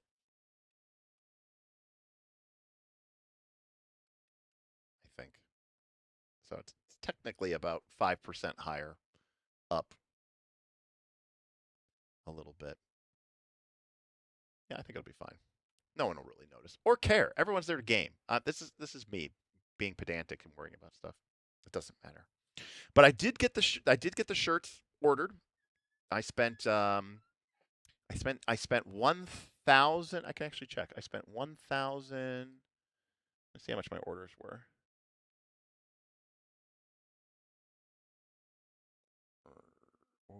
What was my order?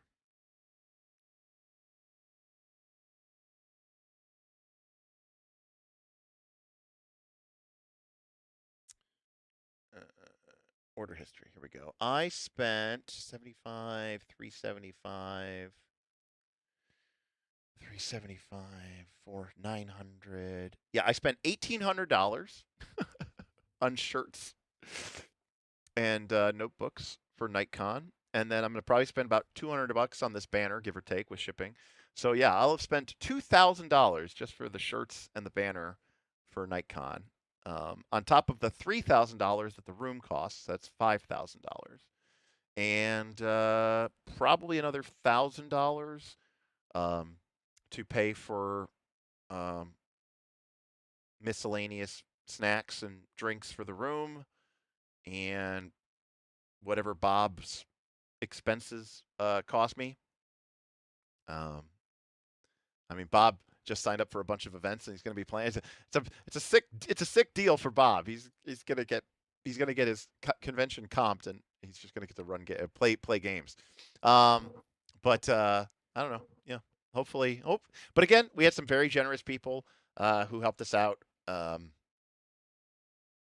donated in some cases thousands of dollars. So but it's just crazy, right? Just to get a room for 4 days and a shirt for people,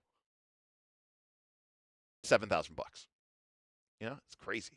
So this is part of the reason why when I was originally looking at doing NightCon as a standalone event, I called up, you know, hotels and the like, and I said, "Hey, I want to get a room or two that can accommodate 50 to 75 people, let's say 50 to 100 people on the upper end.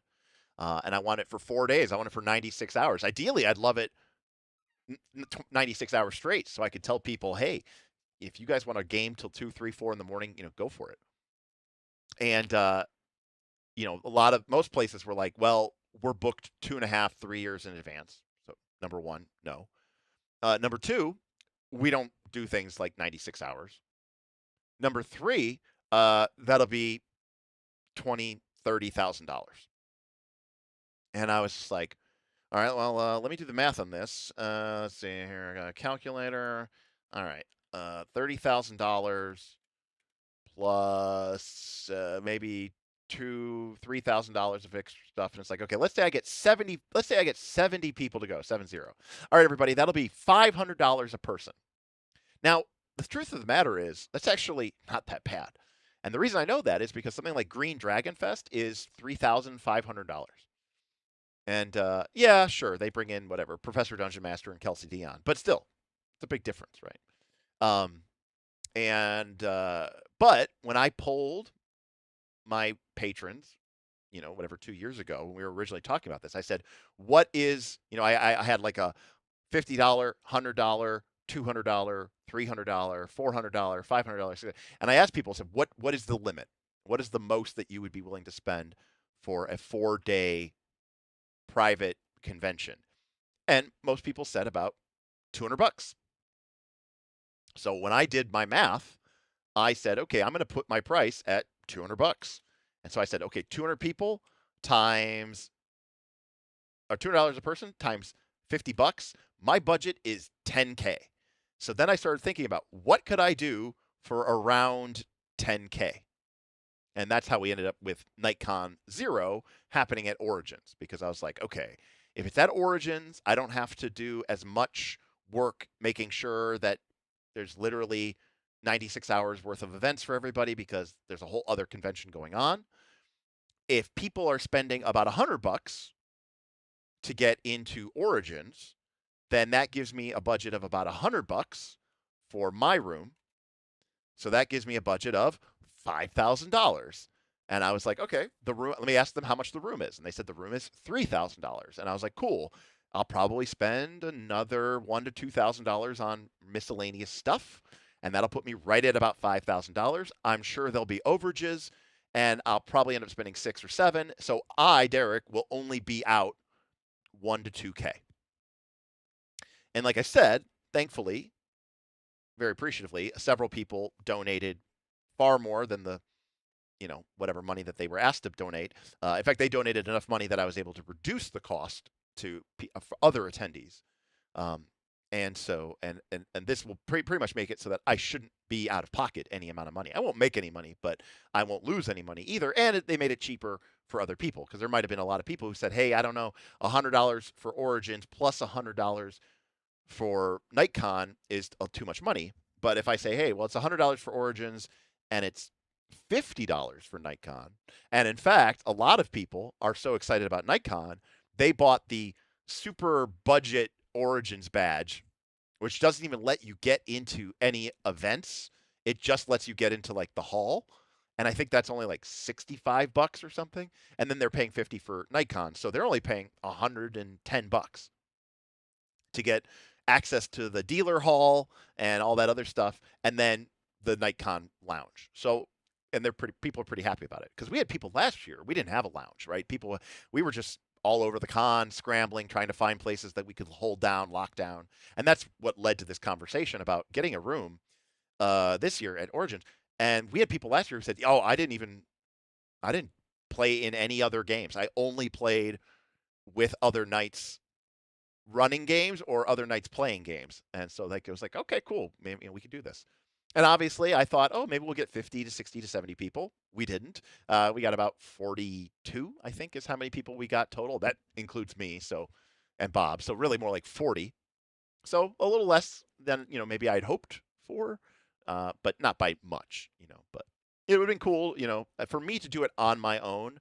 I would have to get at least, I think, 50 to 60, I think is the critical mass of people I would need to get in order to be able to even consider getting something independent of another convention. But hey, everyone's really excited about this. Everyone likes going to Origins. It's a much more chill convention than Gen Con. It's not nearly as crazy or as wild or as overrun. Yes, you don't have the grandeur of Gen Con. Oh, hey, a super chat from, well, we get a super chat. From Agile Monk. Agile Monk says, because I am the number one knight. Actually, technically, I'm not. Technically, I'm not. Bob owns the Discord, so technically Bob is the first knight. But thank you, Agile Monk. To the knights always. Hey, by the way, remember at the beginning, people were like, what was that on your intro screen? That's Agile Monk. See? This is what I was talking about. People, because I had your Kickstarter information, Agile Monk, up at the start of the stream, and people are like, "Oh, is this sponsored?" I said, "No, no, no. I just left it up because I still think Agile Monk's cool, and I think what they're doing is cool. I think their book is cool, and you should check it out." But I was like, "But Agile Monk is super awesome and generous." So, and then here you go. You showed up and showing your support for peanut butter and jelly. Uh, what did I want to tell you guys? Well, I mean, I need to go to bed. I got to run the game in like. Oh, you know what? We can do that real quick before I dip out.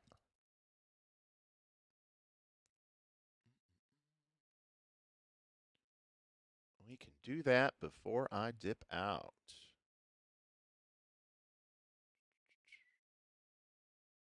All right, let's make the thumbnail for tomorrow's game so I can make it, post it, and go to bed. All right, session 2, and we'll just take some art from the PDF, stealing it as God intended.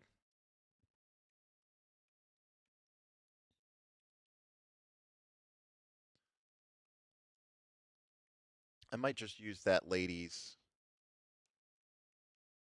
troll lady's art. Let's see what else we got here. Um, ooh, okay. So here's what I'm gonna do. I'm gonna see. We'll see how I can do this. So what I'm gonna do is I'm gonna take this. Okay, I'm gonna take that, and I'm gonna go back to this, and I'm gonna drop Gandalf real quick. Um, and so again, there's no right or wrong answer, but like this is the background, and so I'm gonna paste this here, and I'm gonna shrink this down. Okay, cool. I can go over to here. So Let's shrink that down a little bit more. Okay, cool. So I shouldn't need to do this, but I'm going to do that. And then what I'm going to do is I am going to highlight that, and I'm going to edit, and I'm going to do a content aware fill. I'm going to click apply. And what are you guys actually seeing? Oh, you guys are still seeing Photoshop for some odd reason. Oh, okay, my bad. All right, here we go. So that's the line in the art, and that's content aware fill. And then I'm going to merge these two, and then I'm going to take this text here, and I'm going to do the same thing. Let's see if content aware fill. Yep, looks, it's not quite good. So I'm going to use generative fill. So generative fill is where it uses real AI, but it's processing. You can't see the pop up, but it uses Adobe Firefly. So you can see that is what generative fill was able to do. So it replaces the text, and so then I'll merge that. Okay, and then I'm going to take this layer mask and I'm going to move it onto this, so you can see how it kind of blends that in. Um, and then,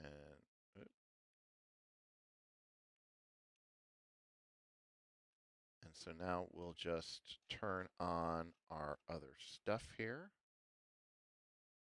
So there's our area door map. Cool, cool. Except I don't remember what we were doing before. So here's actually what I'm going to do, because I actually don't remember what we were doing. I I was showing you guys for demonstration purposes, such that I confused myself as for what my original thing was. So we're back to this. I'm going to save this as episode 2B. Okay, so we'll change this to session 2. We'll get rid of Mr. Gandalf. Boop. All right, and now we'll go back to what we were just doing there. We'll take that and we'll go over to 2B. There we go. And delete that.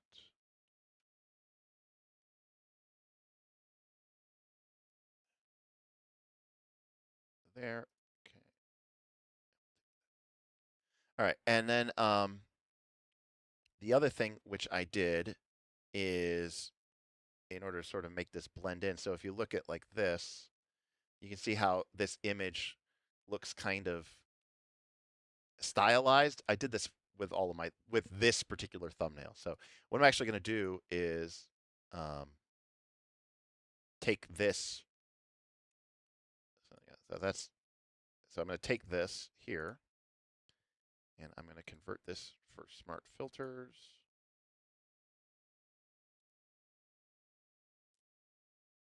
So I'm going to convert it to a smart object.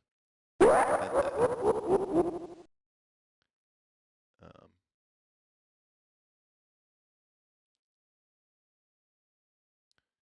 and then so this is called cutout. It's a filter type. So that's it. Basically kind of gives it this kind of really abstract look. And again, like if we go back to the original art, so here's this art. So that's what that image looked like. And then I stylized it with cutout. And so I just did the same thing here.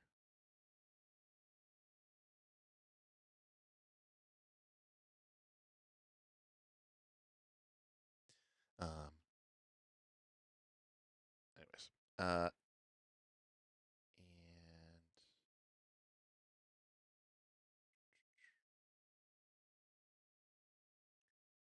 now we'll apply a mask.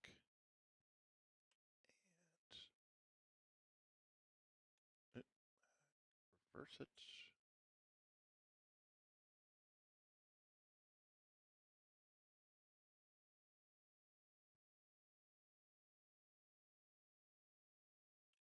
So now we get to play around with our mask a little bit and see where we want this to be. Oh, I want to get rid of that. There we go.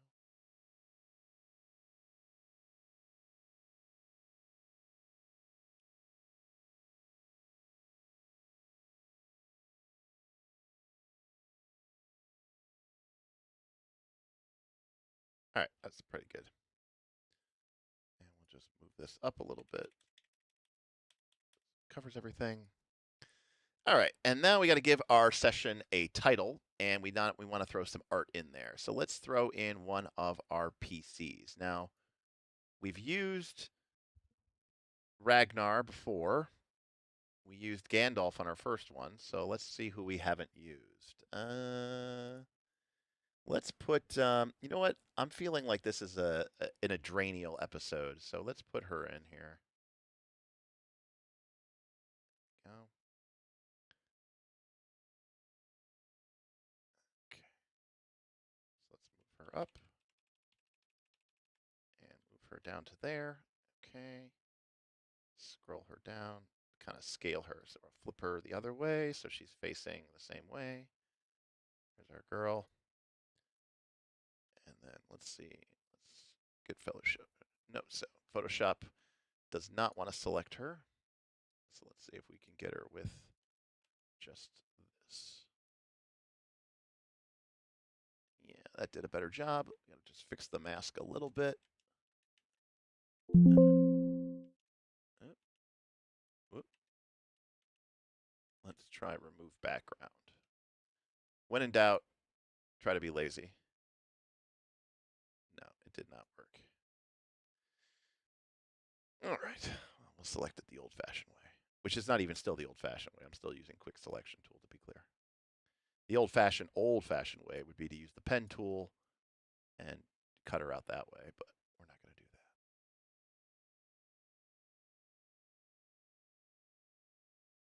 that. Okay. And again, I mean, if I was doing paid work for a client, would I use the pen tool? Yeah, probably. For the YouTube for the YouTube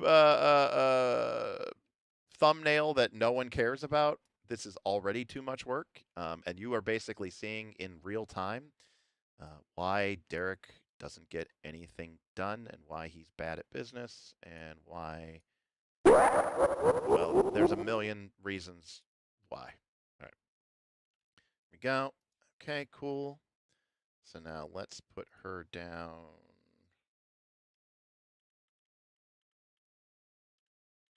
There. Cool. And let's put it down there. And then what I'll do is I will take the drop the layer style effects from Ragnar and paste them onto her. Perfect. We'll drop Ragnar. And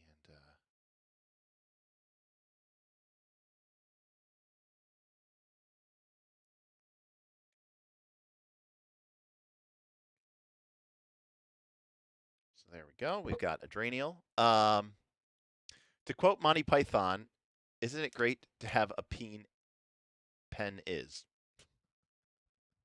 I mean, sometimes. I don't know. Um,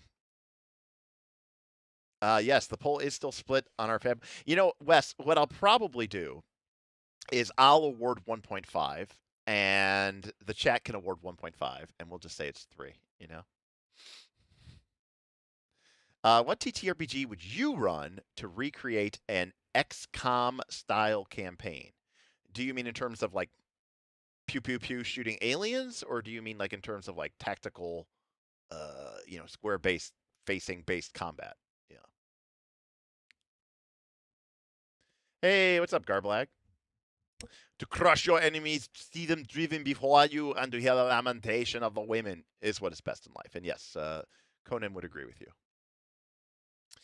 So who else do we want to put in there with the Adrenial? Let's put, you know what? Let's put in Grom because it's funny from our. There we go. Why don't you want to put in Grom? Come on. It's got to be Hackmaster's not a bad choice. I'll definitely never say that Hackmaster's a bad choice. All right. Why? There we go. All right. So there's Gram. All right. Let's see if we can select Gram. Nah, it doesn't like. Unfortunately, uh the YouTube doesn't like it when when you the what was I trying to say? The AI doesn't like it when you. I'm not gonna do this. I don't really care about this. Let me delete this work path. I was gonna use a pen tool, but I probably can get away with just using quick select. I was gonna say the select subject tool is really powerful, but when you have these like sepia tone characters on a sepia tone background, a lot of the AI's ability to select a subject is based off of contrast, and it really loses it. And so it's really tough for it to be able to tell. I mean, also, it's a dwarf, so it's like, what the fuck is a dwarf? So that is a whole thing. But again, quick select works well enough for our processes, for purposes of a YouTube thumbnail. Get out of there, horse. No horse. Maybe we should just head the horse. All right, that looks pretty good. Nope, nope, nope. We don't want to forget his shield. Do not want to forget a dwarf shield. All right. That looks.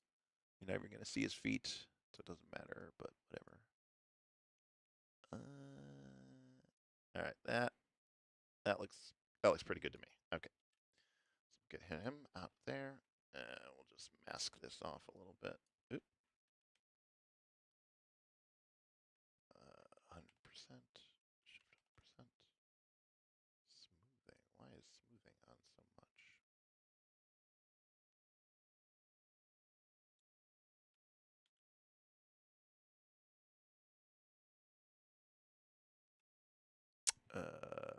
Is something going on here? What is? I must be on something that I don't know what I'm on.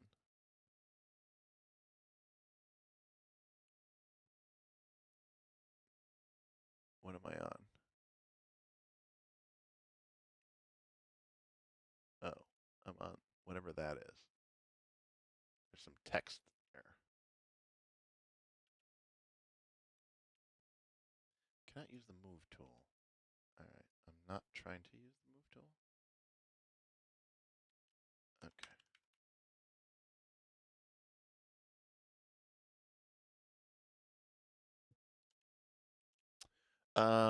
I'll be honest with you. I don't know what is happening right now.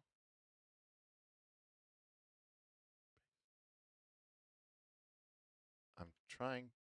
Okay, there it works. I was like, why is that not working? My layer style was all messed up. All right, let's get the size right. I mean, I feel like a dwarf is at least as facial features are at least as big as hers.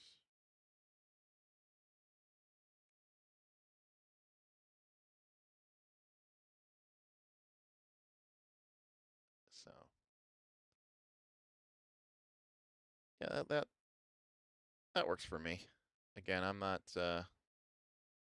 trying to make it looks like it kind of looks like he's staring at her tits. Uh, let me let me see what happens if I flip him around. Maybe that. Oh no, now he's got his axe. Uh,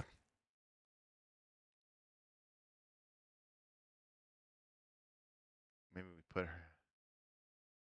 Maybe we put the dwarf in front.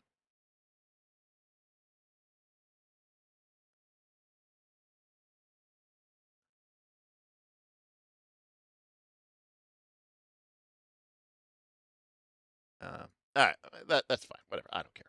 And then what I want to do is actually, I'm going to make this background image. Okay, that's cool. I'm going to make it a little bit bigger because I kind of want this like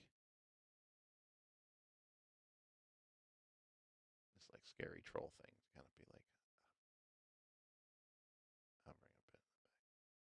I guess our characters kind of covered that up, but unfortunately, that art wasn't really good enough. It just kind of worked out that way.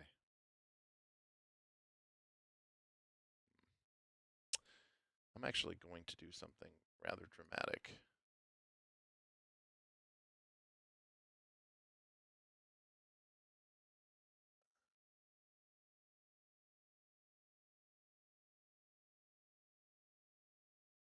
So originally I wanted to include the troll, but it just didn't work for our purposes. So I'm just gonna put this kind of background here.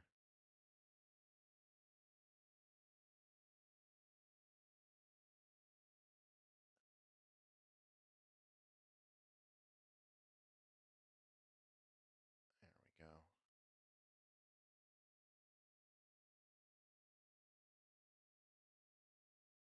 All right, perfect. All right, and now we need to come up with a name for this episode. So technically they are going into the Vale of Morgland, I believe is the name of the location. Yes, the Vale of Morgland. So that seems work. That's good enough for me.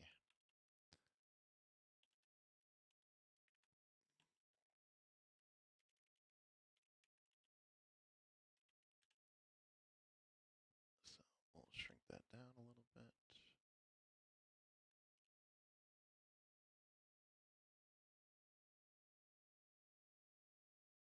And okay.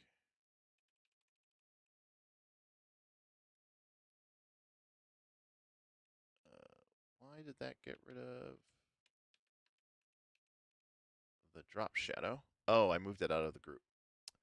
It's in the group. Okay. Go.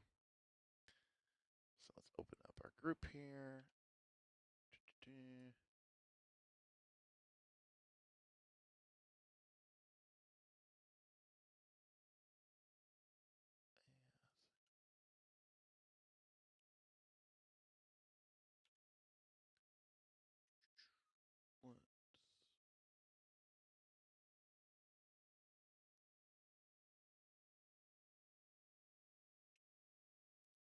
okay.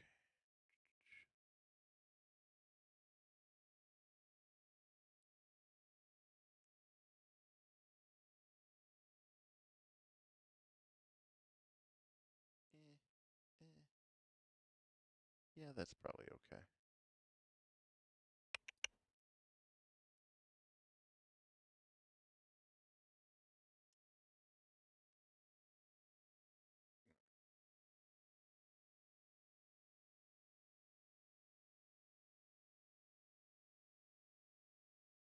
There we go. All right, perfect. There we go. Thrilling. All right. Yes, I do. Okay, so there we go. We've got our image done. And now, as soon as this stream is over, I will be posting this thumbnail for tomorrow morning. And speaking of which, I'm gonna go because I have to run this game in 9 hours. And that'll be at 10 a.m. tomorrow morning. And then after that game, we'll take a break, and then I'll be back Sunday night to do a first look at Pico. Well, Cinevoss, unfortunately, when it comes to the vagaries of YouTube, that's actually the sad truth, Cinevoss. I probably do spend more time on so many things when it comes to YouTube than most people. From lighting and sound to thumbnails. But the things that I care about are not the things that YouTube or the audience or whatever care about. So unfortunately, it's not an issue of not caring. It's just an issue of what I care about, and the things that I choose to spend my time on. Like I don't like this. There we go. That looks better to me. And actually, what I'm going to do, move that over ever so slightly.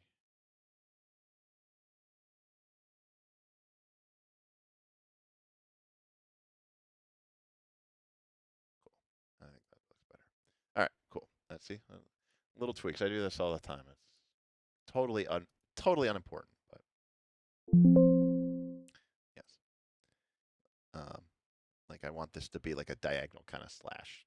Anyways, all right.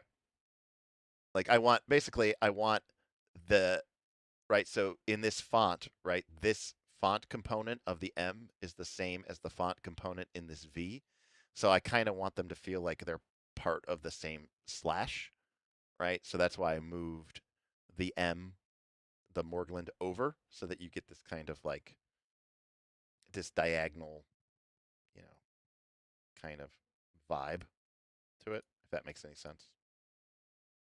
Um, anyways, by the way, for a thumbnail for an actual play that nobody's watching, that is at 10 a.m. on a Sunday morning, and that's me. All right, there we go. Saved. We're good. Okay, cool. So that's gonna do it for me tonight. Thank you everybody for hanging out. Thank you Testy and Agile for the small handful of trust. This is of course an unmonetized stream. It's just mostly me hanging out. We did get some cool stuff good. But it's coming together. And then I like what we're doing for the I think the thing that we're gonna do for the banner is a good idea.